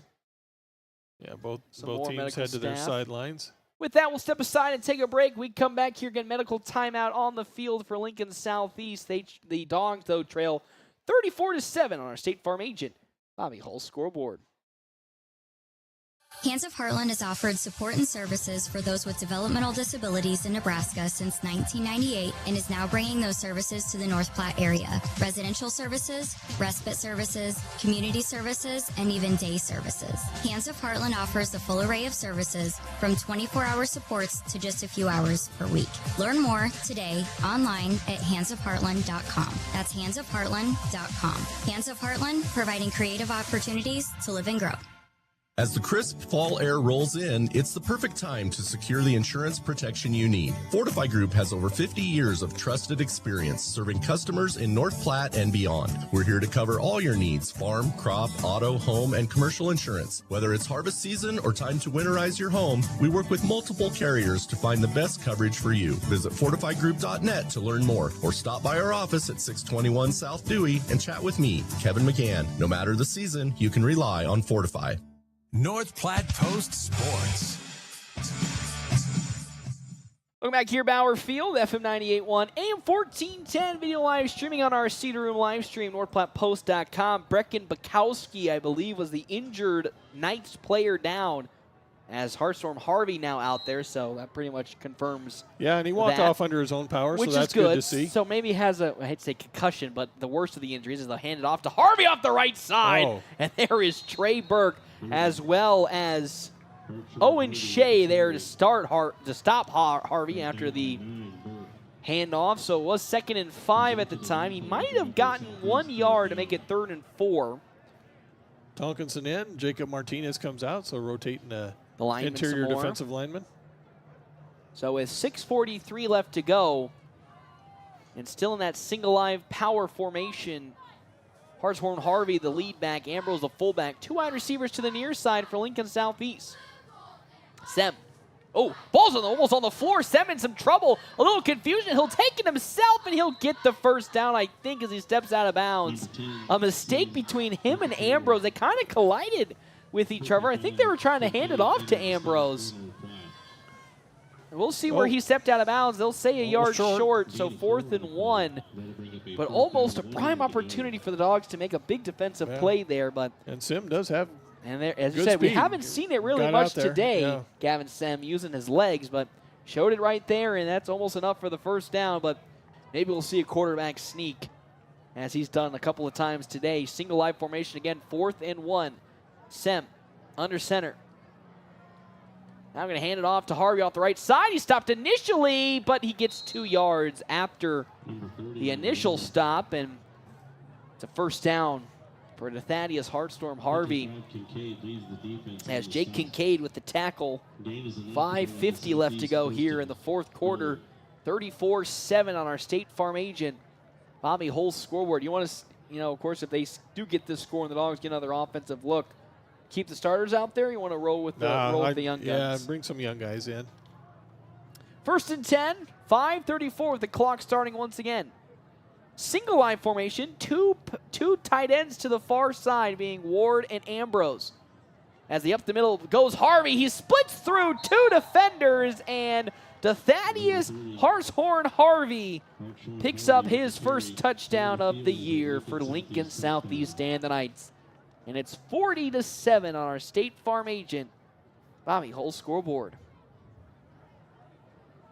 Gosh darn it, after what was a great first half for North Platte, all just coming apart at the seams here in this third and fourth quarter, and the Dogs just fortunately have no answers for what Lincoln Southeast is putting out there. As here comes the kick from Mazzetto.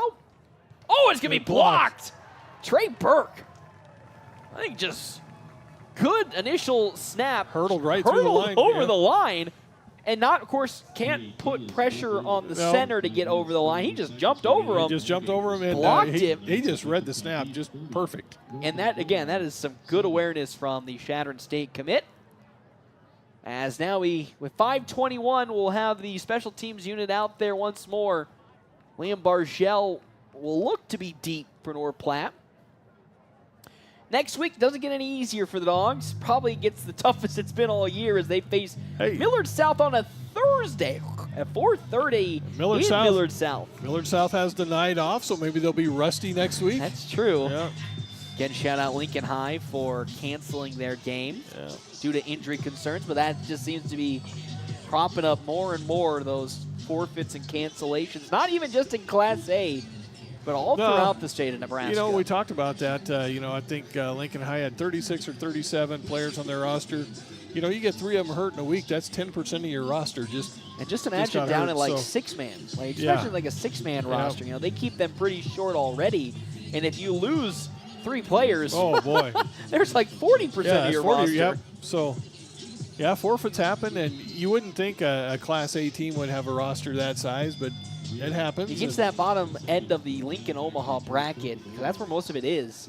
They just get, as I said, swallowed up by the other schools, as Rossetto with a very line drive kick to Hanneborg at the 15-yard line. Now with a blocker in front of him, goes nowhere, as good tackle from, I believe that's Maverick Ambrose. And here comes the Dogs offense. They are keeping the starters out there, Jeff Smeltzer. Okay. Carter's still, starters as Will Rathjen, the power back, substituting in for this drive. Looks like the right side of the line is the same. Left side looks like left side the same as well. So they'll stick with the starters here.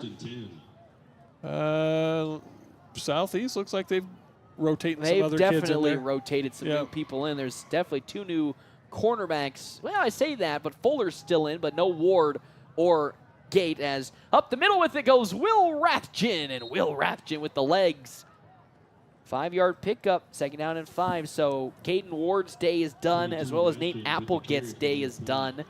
And now here comes more of those substitutions for Lincoln Southeast. John Muddle checks in, as well as I don't think they've had enough people check out, have they? 1, 2, 3, 4, 5, 6, 7, 8, 9, snap the ball, 10, 11, 12. Snap the ball. There's a flag. There's a flag. There it is. Legal participation. As they'll pitch it to Connor Stifler, and Stifler falls forward for a 3-yard gain. There's a flag, right? Yeah. Are you sure? Oh, you got to be kidding me. I don't see a flag, Jeff Smeltzer. Jeff Smeltzer, I don't see a flag. Oh, I don't see a flag. They had 12 men on the field. Yep, they did. Unbelievable. So no flag call. It's a 3rd down and manageable 2 now for the Dogs offense. As still under center. We'll hand it off to the right side to Will Rathjen, and he falls just past the 40-yard line, does Will Rathjen. 1st down and 10. And a now new 1st down for the Dogs. The Stifler checks out in the bright green shoes. Oh, there's Camden Weaver. Camden Weaver check in. And this is the guy, and I miss Javen Reyes because he had his bright pink shoes. Dogs need some of that little pizzazz in their shoe collection. As in motion was Isaiah Plunk, stepping back, looking to throw. They're going down to Camden Weaver, and he overthrows Weaver. Is Carter still in the vicinity for Lincoln Southeast? Amari Prince, the junior. So that's an incomplete pass. 2nd down and 10. Weaver was split through 2 defenders. Had a chance if it was placed a little better, but it's an incomplete pass. 2nd and 10 with 3:48 left to go in the ballgame. Clock has officially stopped. A 40-7 lead for Lincoln Southeast. They didn't get to that 35, so clock will stand still. The pitch out to Isaiah Plunk. He's got some daylight, Isaiah Plunk does. Jukes upfield, takes a big hit. Hit right at the marker. As there on the stop was that freshly subbed in Amari Prince as he blows up. Oh, just short. Okay. The Isaiah Plunk run. So 3rd and 1 for North Platte with 3:23 left to go. As now, off the left side, Will Rathjen into the open field. Will Rathjen at the 40-yard line. 35 falls to the 32. Will Rathjen, he had one taken all the way to the house last week against Omaha Benson. A touchdown-saving tackle on the far side by, I believe, maybe Linus Swanson. And that's a Bulldog first down. And Will Rathjen with a big carry. And correction, that is Jordan Johnson with the touchdown-saving tackle. As now, still with that misdirection, keeps it himself. Carter still takes a big hit, but falls forward. Might have picked up 5 again to make it 2nd and 5 with 2:40 left to go. Charlie Hunter also in the ball game at wide receiver, as well as I think Reed O'Brien to the far side. Hurry up offense for the Dogs with 2:30 left to go now. Still has Plunk in motion off the right side. It is once again Will Rathjen. He falls forward to the 29 if they give him that spot. They'll say no and mark him at the 30. So make it a nice, manageable 3rd and 2 for North Platte's offense. That's 42 yards on the night for Will Rathjen. Mr. Rathjen. Love to see that. Of course, Will Rathjen, the senior. Productive year, I'd have to say, for Will Rathjen on the offensive side in his limited snaps. 2 wide receivers to the near side. Plunk in motion. Still going to hand it off again to Will Rathjen on the second effort. Will Rathjen falls forward to the Dogs' 17-yard line. Had a little bit of some stop-and-go action with his run, but once he broke through the tackle, took it another 7 yards, and it's 1st and 10 for the Dogs at their own 17-yard line with 1:40 left to go in the ball game. 2 wide receivers now to the far side. Give it to Camden Weaver, baby. Here we go. Weaver in motion. Still pitches to Camden. Oh, and he dropped it, and he fumbled it, and it's picked up by Lincoln Southeast. Oh, it's a good pitch. Just bounced right off of the numbers of Camden Weaver, and unfortunately, 2nd turnover today for North Platte, and here comes the young guns. Liam Bargell, DeAndre Holmes out there, Trevor Jorgensen, as well as Grayson Couts, James Leach on the defensive line, Lucas Dawson also out there, Charlie Hunter, Camden Weaver. 2 wide receivers to the near side. Under center, Sam Bolsenberger for Lincoln Southeast. And now coming to the near side, that is Rice. Rice spinning down, and Beckham Rice. Actually, that's 21. Not Beckham Rice. That is Linus Swanson. His first carry today. Shane Patterson now checks in for Lake Sellers. And with 1:09 left to go, 2nd and 4 for the Knights, as they'll have a lineman substitute out. Brent Herr subbing out. 2 wide receivers to the near side for Spalzenberger, and here we go. Once again, Swanson, go back. They'll hand it off to Swanson. Swanson into the open field, but is met by 4 or 5 blue jerseys, and he will get 2 yards past the first down marker. First down and 10, a fresh set of downs with 43 seconds left to go. So the Knights won't be able to end the game with a kneel heel. They'll have to play one more snap at the very least. But 40-7 is where this game will end up for North Platte High School. They're now 1-6 on the season. 4-3 for Lincoln Southeast, inching one step closer to another playoff berth. As Callan Knutson to the far side on the line, another substitution in. As they'll take that knee. And with 15 seconds, they'll end the game right there. And after a strong first half for North Platte High School, that was very impressive, leading 7-6 going into the half. Unfortunately for the Dogs, they just could not hold on to that same momentum and fall to Lincoln Southeast and the Knights. 42-7 on our State Farm agent Bobby Hull scoreboard. Gosh darn it. Yeah. So really, close. Really good first half. Very impressed with the Dogs' first half. Second half. Yeah, stubbed their toe a few times. And what's the answer to that question? Because that's now a couple of times this year that, they've looked really good in the first half, and you can come away pretty happy. But somewhere in that 15-minute break, something changes with the squad, and they just don't have that same vigor coming out in the second half like they did the first half. And it was something that I thought they beat us with the run. Just straight ahead power football, which right down the middle. Yeah, which I didn't think that would be something that they do it. Yeah, they do it, but it's not like that is their number one go-to. Yeah. So a little disappointing with that because I thought our run defense for the year was better than that. But just back to the drawing board. Go out and have fun next week because. When are you going to line up against that many Division I? Yeah, ever again, and it's all about, staying healthy for next week. Stay healthy, be competitive no matter what happens out there. Don't get hurt, don't get hurt, don't get hurt, don't get hurt, don't get hurt, don't get hurt, don't get hurt. Yeah. Please, I beg, don't get hurt against Millard South. But again, not the way that we would want this game to end, and I really think the statistics in this second half will show when you get through it just how not good of a second half it was for North Platte's offense as well as their defense. And as you said, I think that's the thing that's kind of leaving me a myth right now. They shut down that run defense, that running game early on. They only had 33 yards. Oh yeah, Lincoln Southeast didn't run the ball. Yeah, it did not look good in the first half. And then all of a sudden, again in this second half, it all just comes crumbling down. And for the Dogs, they pick up their sixth loss of 2025 and are now 1-6 on this season. Pretty much all but eliminating themselves from the playoffs. If they got a win here today and win against Lincoln High, you can maybe say they might propel themselves into that conversation for the 16th slot. But unfortunately today they fall to Lincoln Southeast and the Rockets 42-7. Step aside and take a break. We come back, our quick stop post-game show.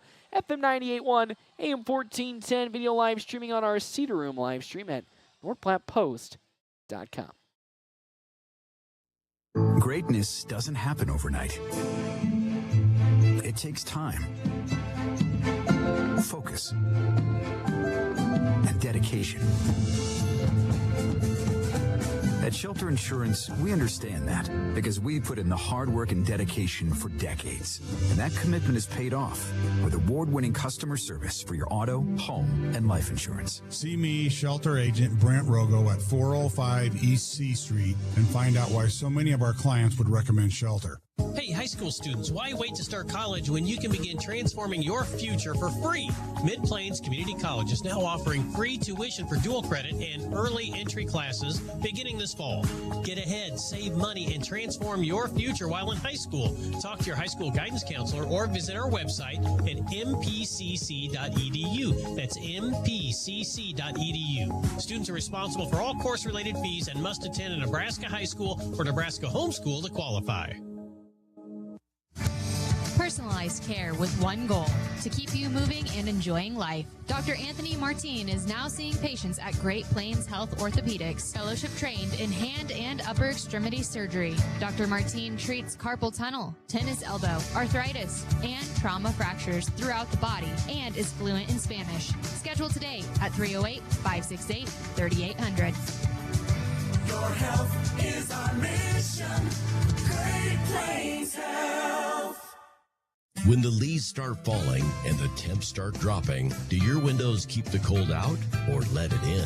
From foggy panes and drafts to cracked or outdated glass, Larry's Glass can help you cozy up your home before winter hits. Repairs, replacements, even custom storm windows. Call Larry's Glass in North Platte today and stay warm, safe, and energy smart all season long. Larry's Glass, 211 West 5th, where quality meets clarity. Hurry up, dude. The game's about to start. Nothing beats spending the day watching the game with your buddies. Dude, I'm literally right here. Let's do this. Which is why a shelter insurance renter's policy is key to your winning game plan. It protects things your landlord's policy doesn't. Dude, where's your TV? What? No way, dude. Like that flat screen TV that just got stolen. Ask me, Shelter Agent Brent Rogo, about Shelter's competitive renter's insurance rates.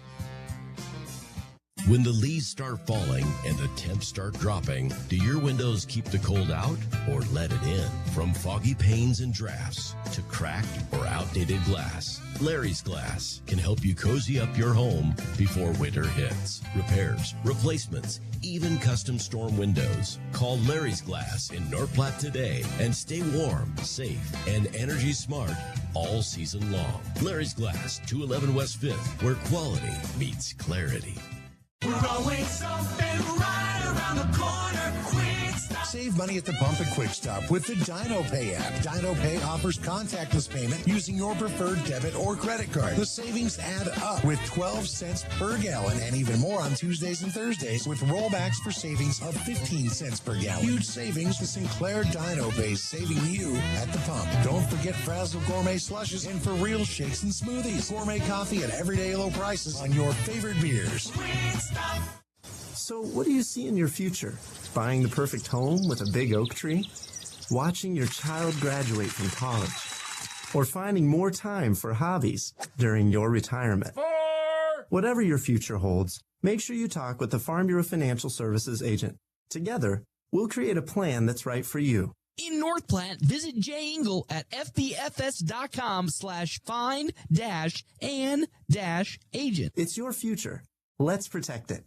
Craving bold flavors and authentic Chinese cuisine? Look no further than Szechuan Famous Foods. From spicy Szechuan classics to mouth-watering dumplings, fresh sushi, their dishes are crafted with the freshest ingredients and traditional recipes. Whether you're dining in or taking out, every bite is a taste of China. Visit Szechuan Famous Foods today, where flavor is always first. Located at 320 Rodeo Road, or order online at SzechuanFamous.com for carryout or delivery. Your taste buds will thank you. As the crisp fall air rolls in, it's the perfect time to secure the insurance protection you need. Fortify Group has over 50 years of trusted experience serving customers in North Platte and beyond. We're here to cover all your needs: farm, crop, auto, home, and commercial insurance. Whether it's harvest season or time to winterize your home, we work with multiple carriers to find the best coverage for you. Visit fortifygroup.net to learn more, or stop by our office at 621 South Dewey and chat with me, Kevin McGann. No matter the season, you can rely on Fortify.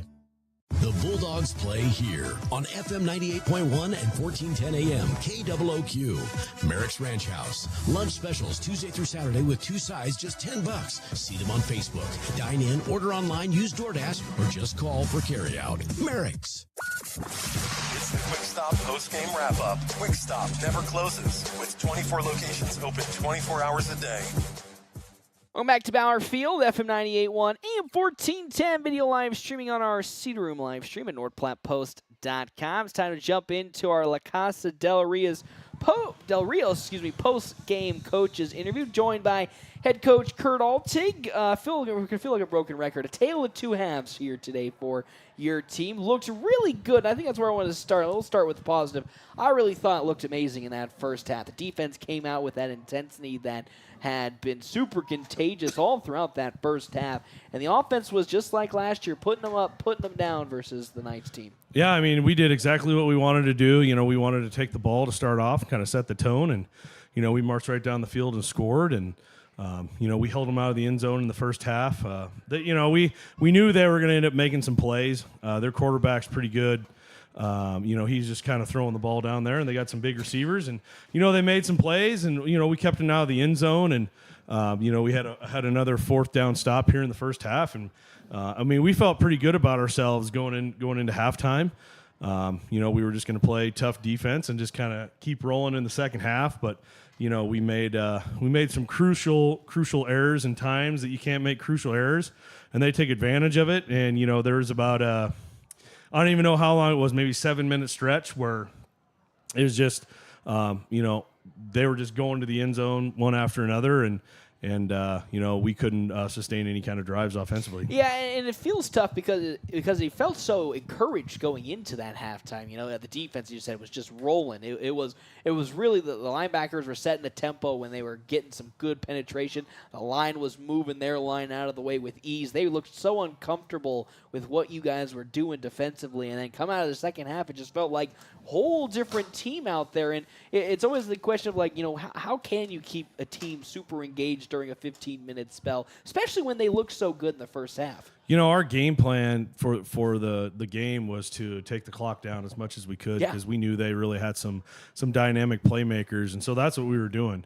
And that first drive took a lot of time off the clock, and we were going to do the same thing. And I think they saw that they weren't going to get very many possessions, so they came out and decided, instead of throwing the ball around, that they were just going to kind of smash it at us and they lined up, with a bunch of big guys and some tight ends and kind of smashed it at us, and we just kind of got blown off the ball. It was, again, kind of tale of two halves where, they were able to do to us to start the second half. But even in that third quarter, they took quite a bit of time off, and they scored a touchdown. Well, I think there was like 5 or 6 minutes left of the third quarter to make it, 13-7. So we felt pretty good. And then, we came out and, had some penalties when we didn't need penalties and, turned the ball over a couple times. And, they're a good team. And when you give anybody the ball on the, 7, 12, 15-yard line, you're going to give up points. And all of a sudden that game went from, being right there where we wanted it to be to, out of control. Yeah. And you said, just as we talked in our Costa Del Rios pregame interview, we were talking about how you were looking to take that step in terms of not only limiting the turnovers, but being the team on the end of forcing the turnovers and getting the good dividends on that. But kind of went back to the old ways when the team's starting to get a little bit behind and feel a little rushed, making some decisions that might not be the best and maybe a little bit of some clumsiness that then ultimately cost your team not only possession of the football, but a couple more points. Yeah, it really was inopportune times for us to make mistakes. If we could, get a punt off, or, we had a couple silly penalties that just absolutely killed us and put us way behind the sticks. And, with the flex bone offense, you're going 3-4 yards in a cloud of dust. And when you have, 3rd and 17 or 3rd and 18, it's going to be difficult on you. Yeah, you need a little bit more of a gust than that, a little bit of a gust to push it in the right direction. Of course, now we look upon the next week. Ain't going to get any easier as you take on Millard South on a short week on Thursday in Millard South at 4:30. So quite an uphill battle against that. But as I said, you are the Giant Killers. You took down Westside a couple years ago. And even though this Millard South team so far has been just absolutely electric in how much either be the offensive side, how much they put up, or how much they've limited on the defensive side. As you always say, a scheme that nobody really plans for is this flex bone offense. And for a team like Millard South that will probably never see it outside of this one game, at least leaves a good chance for you to put a good showing for a game that a lot of people in that upper Lincoln, Omaha region have already written off as a W for them. Yeah, it would have been nice if they played a game this week and they didn't have that extra, a short week trying to prepare for our offense is tough. But you know what? We're going to go there and we're going to do our thing. Last year we played a really good first half against them, very similar to this game. And we're just going to go. We're going to do our thing. They have some dynamic guys. Very similar to Lincoln Southeast. They're probably going to make some plays, but our big thing is to worry about what we can control, and that's getting ourselves in position and controlling how hard we play and the way that we play, and that's what we're going to concern ourselves with. This loss stings tonight. I told them after the game I really wished we were on the other side. I really thought we had it. It's just again a tale of two halves. And unfortunately, the game you win the game in the fourth quarter, not the second. Yep. Coach, as always, thank you so much. Before I let you go, Smelt, you got anything you want to talk about here today with Coach Altig? Good luck next week. And hopefully they're rusty. They didn't That's play. True. They didn't play tonight. Maybe their timing's off. But hey, if you're a competitor and you ever wondered how you stack up against an Alabama quarterback commit or an Illinois running back commit, here's your chance. And your time, have you ever had something like that before happen? Going up against somebody of that nature, going to a D1 school? We've had, in the past, I when I coached at other places, we did, and we played against those West Side guys. But, it's the old Ric Flair montage, the beat the man. You got to be the man. You got to beat the man. Mm-hmm. And, and I tell the guys all the time, we're still going to play a bunch of 15, 16, 17, 18-year-old kids. So you never know what can happen. There's a reason they just don't hand trophies out to start the season. You go play the games. And, kind of my mentality as a person and as a coach, as much as it probably pains my wife sometimes, is the only thing I know to do is to roll up my sleeves and go work harder. And I say it all the time, we'll go play anybody anytime, any place, and we're going to give you our best shot, and try to limit our mistakes. And, if we would have done that tonight, we had, again, just costly turnovers, and then a young team, again, I've been saying that all year is kind of a broken record, but sometimes as a young team, it's hard to rebound after that stuff. And some of that is going to be my job in the off season, is to figure out a little bit when stuff isn't quite going our way, how to get our guys to, take a breath and refocus and get after it. Yep, and that's, of course, that's the toughest part of the job, because we always forget, that even though this is varsity Class A football, there's still high schoolers out there, still having their lives, doing their homework, and preparing for their future. They're not professional football players, even though, again, they do have a good commitment here, and I think a really strong work ethic. We see it week in and week out how much effort these guys put in, and it does derive from the coach. You really see how that has bled down even into the third and fourth string guys. You see how hard they're working out there to even rectify these mistakes, because they know that that's not how they want to play, or they want their game to go. So we see them just keep putting that work in day after day. Yeah, we talk about that all the time. Although football's a game, you can learn a lot of life lessons from the game of football. And when stuff gets hard, you can't be the guy that's willing to turn your back and walk away. You just got to swallow it, and you just got to work harder. And there's two things you can always control in your life, and all sorts of things you can't control, but the two things you can always control is your attitude and your effort at everything you do in life. So try to maintain a good attitude, and you just go and you bust your butt and as hard as you can every day. And you know what? Things will work for you. That's right. Yeah. In the end, they'll all work out for you. Coach, as always, thank you so much for stopping on by. See you next week. Early game on Thursday against Millard South and the Patriots. Thank you very much. Appreciate it, guys. Safe travels when we do get up there. Head coach Kurt Altig on our La Casa Del Rio's post-game interview. Of course, me and Mr. Smeltzer, unfortunately, can't make it to La Casa del Rio's. They are closed now, 11-8. Yep. We got to go sometime. We need to. We need to go. It is fantastic down there. Located 911 East 4th Street. Open Tuesday through Saturday, 11 to 8. La Casa del Rio's, where tradition meets flavor. Well, Mr. Smeltzer, it's time to get into the not-so-fun part, and we got to talk about some stats here. The completed stats for today's game. Ignore that score. That is not the final score of things. If you did, it would make weird sense how they only put up 6 points. Lincoln Southeast did. But fortunately, in the end, it is a 42-7 victory for the Knights. They totaled 406 yards offensively, 214 on the ground, 192 in the air, and I think the staggering statistic is the 214 on the ground. They entered halftime only having 33 rushing yards, ended the day with 214. So 180 yards rushing in the second half. And a lot of it wasn't the starter Bukowski. It was Hartshorn, Harvey, and Rice.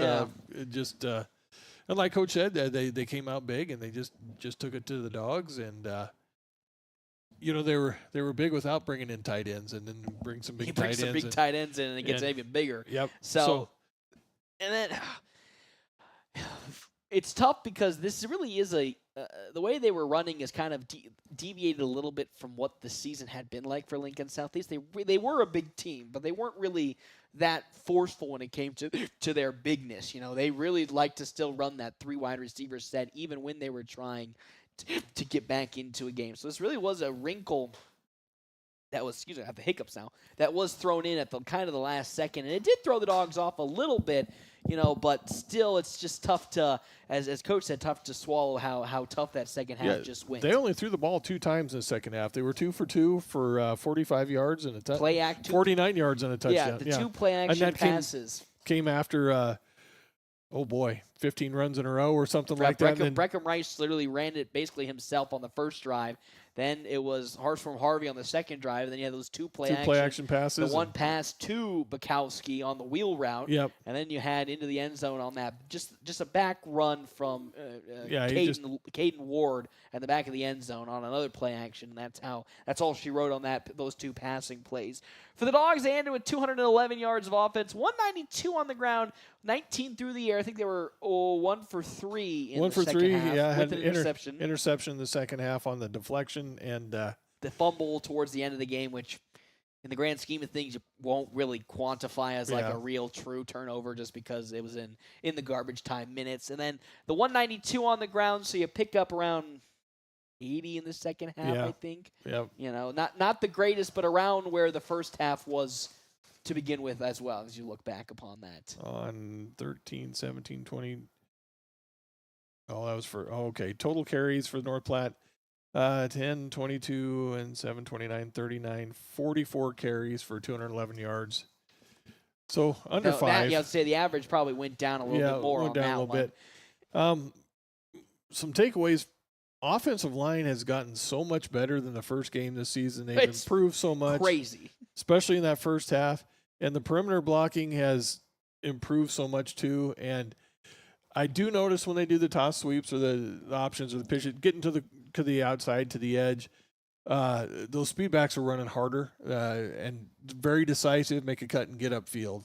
No dancing around, no juking, just find the hole, go to the hole. Go hard. And that's, I think, the great thing about this is, we talk about, the season and how it's gone. And even I sometimes still forget this is almost 20 new members on the field, right? Whether it be offense or defense that are getting predominant playing time. This isn't a Bulldogs team of old that lost, 6 or 7 seniors, and then still the majority had varsity experience. A lot of these guys are still trying to go through their first season. I know Coach talks about we're X amount of games in. They really shouldn't have that fresh, sophomore, fresh guys on the field type of thing. But it's still, you have to get through a full season to really understand how things work or get comfortable with things. So you brought up a great point. If you compare this team to what it was against Kearney High School to start the year to now, I think this Bulldogs team, really takes it to Kearney much better than they did in that game. And I don't even think Kearney played a good game the first game of the year. So that might have been a W if we flip-flop, again, in an alternate universe, flip-flop these two North Platte teams to where they are now against earlier. I don't even know if the Dogs had 100 yards against Kearney that first game. No, they didn't. Running backs are getting hit in the backfield or at the line of scrimmage, but the line is just blocking so much better now. All facets are making, I think, really good steps in progression. As we talk about, with an offense like this, you really do have to be decisive. You really have to identify where a hole is, go for that hole, and don't second guess yourself. And that was really the struggles with the Dogs to begin with, was not only their, at the time, inability to hold their assignments down up front blocking, but a lot of those speedbacks on the perimeter were dancing around trying to either do something maybe a little more to get extra yards, which then ultimately didn't really work out in the end, or they just didn't identify the hole and cut to it quick enough. And that was just inexperience and youth. And now they look like a different team. They look like a much better team. The penalties have 3. You had the face mask towards the end of the 15, game, and you had a false start and a hold. Yeah, there you go. 3 penalties for 30 yards. And that's compared to the first couple of games where penalties galore. Aside the Kearney game where they didn't have any penalties. After that, it was a lot of penalties, a lot of mental mistakes. They've really cleaned up on it. I think a lot of the mistakes in terms of the moments coming at inopportune times, whether it be a turnover or a bad play, I think just come down to the point of where they're just trying to make things happen. Carter Still with that interception, trying to make something happen, knowing the team is down, got to make a play here. They're letting their players, go out there and make those plays. Just like with Lincoln Southeast, let the guys make a play out there, whether it be on the perimeter or with the ball in their hands. Try to let them make them do something.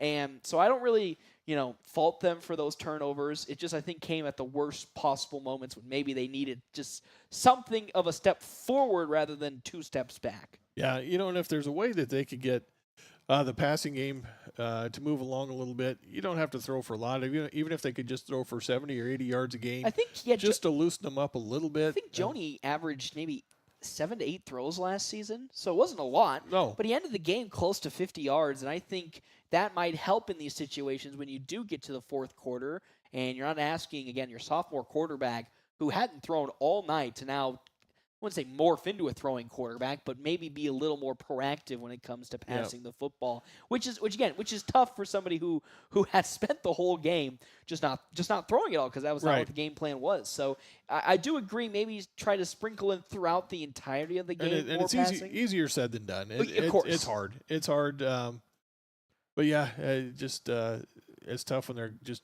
teeing off on the run every time. And but still average about 4 yards a carry, and that wasn't there early in the year. So, I think it's encouraging. It's just encouraging stuff, because again, you're not really you'll lose some guys this offseason to graduation, not to the degree that you lost this season. So you at least have a foundation to build off of. And I think that's the important part about this season. The record is not going to end up probably the way they were hoping for. I think it's really taking the lessons, the lumps that you have had now, and then just continue to build upon it, which we've seen. This is probably one of the hardest working teams out there, in not only in the state, but maybe even the history of the Bulldogs program. They are out there. I see it every single day when I drive past home, when I go to work, or even when I come to work in the morning. They're out there busting their tails to right the wrong. And I think that's what's so admirable about this team is they know that this is not how they want it to go. And, of course, they don't want it to happen that way. But they're going to still every single day put their nose to the grindstone and put their best effort to not only improve upon themselves, but improve upon this team for not just this year, but for the future years. Yeah, and give Southeast some credit. This is a team that has played their toughest part of the schedule. They're 3-3, and they've already played Creighton Prep and Millard South, the top two teams in the state. Yeah, they took their lumps, but they're those two teams are giving that to everybody. And this is not a team like Lincoln Northeast where this is their first successful season in a long time. This team has had consistent playoff appearances. I think the last time they missed the playoffs, 2017. They've made it to the playoffs ever since 2018. Now, they've been bounced in the first round the previous 3 seasons, but this is a consistent playoff team in Class A that is a good benchmark to see, how is your team operating. And, again, I hate to take it in terms of 2 halves. The full game is important, but if you compare the first half, and you're beating a playoff team, and you're making them kind of look silly out there with how not only much they're having pressure in their face, how uncomfortable I think the word is. They looked so uncomfortable in that first half. Yeah. And that is a really well-coached team. That is a team that really gets to its spots and what it likes to do comfortably really, really well. And they just seemed all out of whack throughout that entire first half. They did. And, they just kind of, I don't want to say dumb things down, but they just made it very basic in the second half. Yeah. And not only did they run, but it was about 2 different plays that they were running, and they just executed really well. And they're a good team. Southeast is a good team, and didn't get to the running clock. Made it the entire made it through the entire game. Yeah, yep. So again, it's little small things you can just continue to just hang your hat on for the weeks to come. Now, unfortunately, it doesn't get any easier for the Dogs until the last game of this season. I haven't updated this since the Columbus game when I last saved this. But, you beat Benson. You lose this week to Lincoln South. They still got 2 games left on the schedule. And unfortunately, it is your toughest game of the year, being Millard South. And then it is Lincoln High, who is a little bit of a question mark. So far this year, they're kind of in that same question mark as Omaha Benson and Lincoln Northeast, where you're the record shows that they are a playoff team and they're actually pretty good, but you look at the opponents they've played and you're how well does that hold up, How well does the eye test hold up with the score test? And with them forfeiting this week against, Millard South, that gives them, an extra week of break.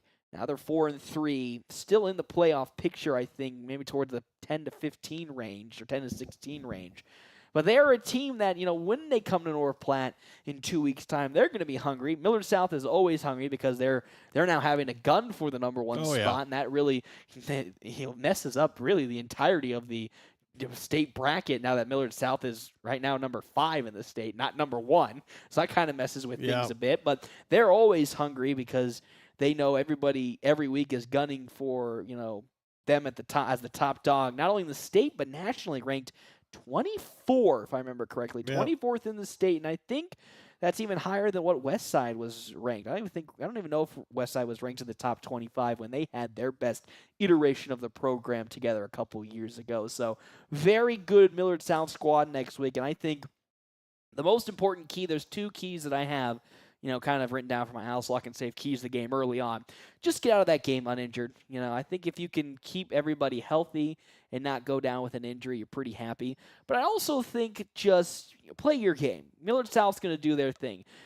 Nobody in the entire state has stopped Millard South from what they're doing. You're not going to, what makes you special to do that, I don't know. But I don't think you should try to go out of your element to stop this Millard South squad and do crazy things because they've made every team in the state look absolutely silly. So I really just think no matter what and no matter how this game goes down, just stick to your game, stick to your game plan, stick to your guns. Don't deviate from it. And that honestly might even bode better for you just because when has Millard South seen a flex bone last year, of course, but in terms of their play, when have they seen a flex bone offense? Right. Yeah. Very, very, very little to none before they even faced North Platte High School last year for the first time. So I think the first half will look, I think, pretty good, just like last year. It'll look good in the first half. It's just how can they respond in the second half? How are they gonna answer that bell in the second half for the Dogs, whether it be offensively or defensively? Yeah, they don't have any faults, Millard South. Honestly, I don't really think there is nothing really that you can fault them for. Of course, I don't think they've really played a top team of their same caliber yet. I think at the time Kearney was their closest ranked competition at number 8 to start the year. But outside of that, I don't think they've played like a Creighton Prep or anybody close. I think that Nevada school that they played early on, but they even made them look like, mincemeat out there. So you gotta wait till the playoffs to see, Millard South's closest competition. Yeah, they're a special team, a once in a generation team, they're pretty special, but hey, anything can happen, Again, we can hang that hat for the rest of our times. We took down that Omaha Westside squad many moons ago. So we do have that in ourselves. It's just how can we continue to potentially bring that potential out from this program? Yeah, you can't lose a turnover battle like they did tonight. You got to come out ahead in the turnover battle, and you never know. So it's football. Crazy things happen, man. Crazy things happen. As always, guys, thank you so much for listening in tonight. North Platte High School falls to Lincoln Southeast and the Knights 40-7 on our State Farm agent Bobby Holst scoreboard. Shout out to Miss Holst as she has helped me every step of the way for my apartment flood. I don't want to take away from that because I just now noticed that Carl is also wearing a black Knights. Yeah, that's right. Shirt. We did. We haven't coordinated this. You guys wearing the black and gold Knights stuff. Okay, it's not that I'm trying to pledge my allegiance. I just couldn't change myself into my Bulldog gear. Besides my beautifully adorned, I very love my bright blue Bulldog hoodie, especially for this time of year when it gets so cold. I love North Platte community. They signed my paycheck, so they are my favorite college. Are you saying that just because they signed your paycheck? No. Nope. It's a great place to work, and it is. It is a fantastic place to work, and I'm also glad that they allow you to come on out here and have some discussions with us about North Platte High sports. So that wraps it up for football today. Now I'm trying to bring up what next week's. If I can put my right password in here. There we go. For next week, what our sports is going to look like. Of course, Thursday football is going to be really the big highlight as North Platte High football takes on Millard South and the Patriots at Millard South on a weird day, Mr. Smelter. It's going to be on Thursday with kickoff not at 7 o'clock. It'll be at 4:30. Yes, that's right. A 4:30 kickoff for the Dogs. The second time in 2 years they've had that, thanks to the Huskers, of course, playing on that Friday. Who are they playing on Friday? Do you remember off the top of your head? I do not. It's a nationally ranked. Is it Is it Iowa? Is it Illinois? Oh, it might be Illinois because it's on the big network. If I remember correctly, it's on the big network, and that's why it's on Friday this year. Or do we play Illinois this year? I don't think we Carl, do. you're the man who's on. He's on it right now. Carl is our insider for football. Think Minnesota. Okay. Nebraska plays a disproportionate amount of Friday night games. Do they have 2 this year? If I remember correctly? But boy, it seems like they've had one for the last 3 years, and you never see Ohio State or That's Michigan true. have to play a Friday night Good game. point. That's a good point, as we'll have some volleyball also next Tuesday as North Platte Community College travels to Southeast. We will have that game starting, of course, at 6 o'clock. Battling for that last playoff spot in the Region 9 is North Platte Community College. Right now, they're 5th. They are, if I remember from the last time I looked, they're 3 games behind McCook for that last and final playoff spot. Now they move to Division I. They only take the top 4 teams in the Region 9 South, and for North Platte Community College, they are 5th right now. So need to really end this season out strong. Southeast on the lower end of the win-loss total, so that should be a nice, you can't say nice, easy victory, but at least something in the right direction. Oh, the Lady Knights just beat Western Nebraska? They did, and they're the number 3 team in the region, so a good 5-set victory for that one. Finally, something goes right in the terms of 5 sets. And then, of course, we'll have that football game on one Thursday of next week. Then after that, we'll have some volleyball at McCook. That was next Thursday. We'll be on the 23rd, North Platte High volleyball at Kearney Catholic. That next Thursday at 7. And then, of course, the last football game of the year on the 24th. At home, so finally get to end the year for the first time in what feels like forever. Thanks to, of course, the reclassification. And we say that now it's going to be reclassified once again next year with the new wonky football schedule. If you want to jump quickly into that, since you listened to Mike Sauter this morning and got more information. Got some more information, and the competitive scheduling is what they're calling it. And what it sounds like is the top no, we got 32 teams. So the top 36 now. Yeah. So the top 8 will be a division, not a district, but kind of a grouping, and then there'll be 2 middle groupings of 8. Okay. And then there'll be a bottom grouping of 8, and this is based on the previous 2 years' wild card points. Ooh, interesting. So they will kind of schedule within those groupings to make it a competitive schedule. But if you're in the bottom grouping, then you're only going to get one guaranteed playoff spot. Bid to the playoff. And that's the number 1, I assume, number 1 team. Yeah. Okay. Yep. So they're going to try and play like teams with like teams. So maybe the likelihood of forfeits will lessen. Dwindle, yes. By doing that. They're trying. NSAA is trying to make things competitive. Which is what is needed, especially it's become really more prominent this season in terms of the forfeits, not just at Class A, but just B through D. Now with the addition of D3, it's going to be just more prominent through that. So it's good to see them at least trying something new. And now that they've added 36 teams with 4 new additions, I believe it'd be 9. I'd be 9. 999 and yeah. How would that? It'll be a little interesting how that last one's going to work out. But I'd assume that's the reason they brought 4 up is to make it equal. Even, yep. Yeah. And we'll see how that goes. Again, they're trying to make things more even and more competitive. Somehow you've got to look. We're just looking at Lincoln Southeast roster, and I think between varsity, JV, and freshmen, they might have a total of 150 kids. So, yeah, they are huge. So how do they do that? And you go cross town to Lincoln High, who has 37 total on their roster. It's just that I think boils down to that open enrollment. Yeah. So I totally agree. We'll talk to the state. That's a state question that we'd have to bring to the state to talk about. And it's tough because even if they want to retract that, I think they're going to find so much flack from just the Omaha Lincoln area. Yeah, you have opened Pandora's box. Closing Pandora's box is going to be a hassle. Yeah, this morning listening to Mike Sauter talk, what about other sports? What if you go to a school, that doesn't have tennis? Are you going to say that kid can't go across town and play tennis? And it's for academics too. Some schools have different programs than other schools, and you can't deny them. Yeah, you can't deny a student the opportunity to take that from a different.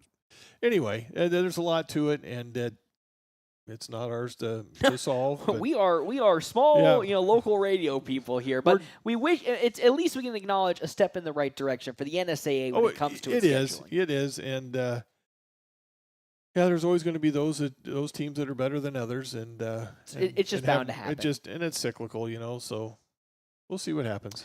All right, Mr. Smeltzer, as always, thank you so much for stopping on by. Can't wait to see you not next week, but the week after that when North Platte High takes on Lincoln High to finish the year. It's the last time we'll see Mr. Smeltzer before he joins me for a whole winter of basketball. I actually can't believe we get to say that because it's kind of scary how quick that's actually approaching. North Platte Community College men's and women's begins at the end of less than 21 days on the dot is when North Platte Community College will take on Lamar Community College. When they tip it off for real. Yep, and then the boys will start the last week of either the last week of November. November 29th, a Jamboree game versus Ogallala. And that's always a fun game. Who should be the preseason favorite in C1. Yeah, and that team has returned everybody. And that is a fun true test for the young Bulldogs boys and girls team who are really, I wouldn't say, boys team not experiencing too much change, girls team experiencing potentially a little bit of some turnover from last year's squad. Yep. So it'll be interesting. We still got to finish out the fall. It's crazy to say, got to finish out the fall year. Girls state golf begins Monday, Tuesday. North Platte High is a team qualified, and I mean that's a fantastic for another year. That team is just fantastic. I'm so proud of how that team continues year after year to be so competitive. We have, of course, still coming to come volleyball districts. That volleyball team has, I think, made a great step. I say they keep year. looking better each They really week. do. Even though you look at the scores, and if you are somebody who likes to look at stats like I do, you might sit there and go like, ooh, they're still not the best. I mean, that's in retrospect of losing your two best hitters to ACL injuries, with also a coaching and big system changes from how you previously run that team to where they're right now on pace to either be maybe a game or two better than their last year's score. I think that's a huge W for a very young volleyball program, which it makes you sit there and go like, if it takes the trend like golf, before you know it, that's going to be a program that's up into the heavens. And, they swept Grand Island Central Catholic.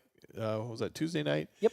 That team, I looked, their record was like 12-7 or 12-8 coming into the game. Pretty good. And then they put up some good fights against Kearney, who has historically been a very strong volleyball program. Right. So I really think a lot of the sports are on trending in the right direction. And that's exactly what you love to see. And that's not even getting into the rest of the sports, which we still have to come. We haven't even talked wrestling yet. And that's already has, of course, Ty Handelborg being the lead guy in terms of who might make it to not only a state bid, but potentially could win state. Keegan Klaus, another guy that looks really good. I think Will Rathjen also will be going Kirk out Wilson. for. That's another guy at 144 who is just right there. And I think this will be his year to take that jump. So there's so many great things going on here for high school sports in North Platte. But for football, that will wrap us up. 40-7, the loss on our State Farm agent Bobby Hull's scoreboard. Jeff Smeltzer, as always, thank you so much for stopping on by. I will see you a week after next to talk more Dogs sports. All right, thank you. We're always open right around the corner. Quick Stop. We're your 24-hour convenience store. Fast, friendly, no one gets you more. Gas, food, your favorite drink. Get everything you need in a blink. That's why everybody stops at Quick Stop. We're always open right around the corner. Quick Stop. My name is David Merrill. I'm the head chef over here at the Cedar Room. What I hope to bring to the community is an opportunity to explore new horizons that people maybe haven't before because it was too expensive, too intimidating, too abroad. And I just kind of want to bring an opportunity for people to try new things in, exciting ways that, are still small town affordable. Stop on by at the Cedar Room located here in the historic Canteen.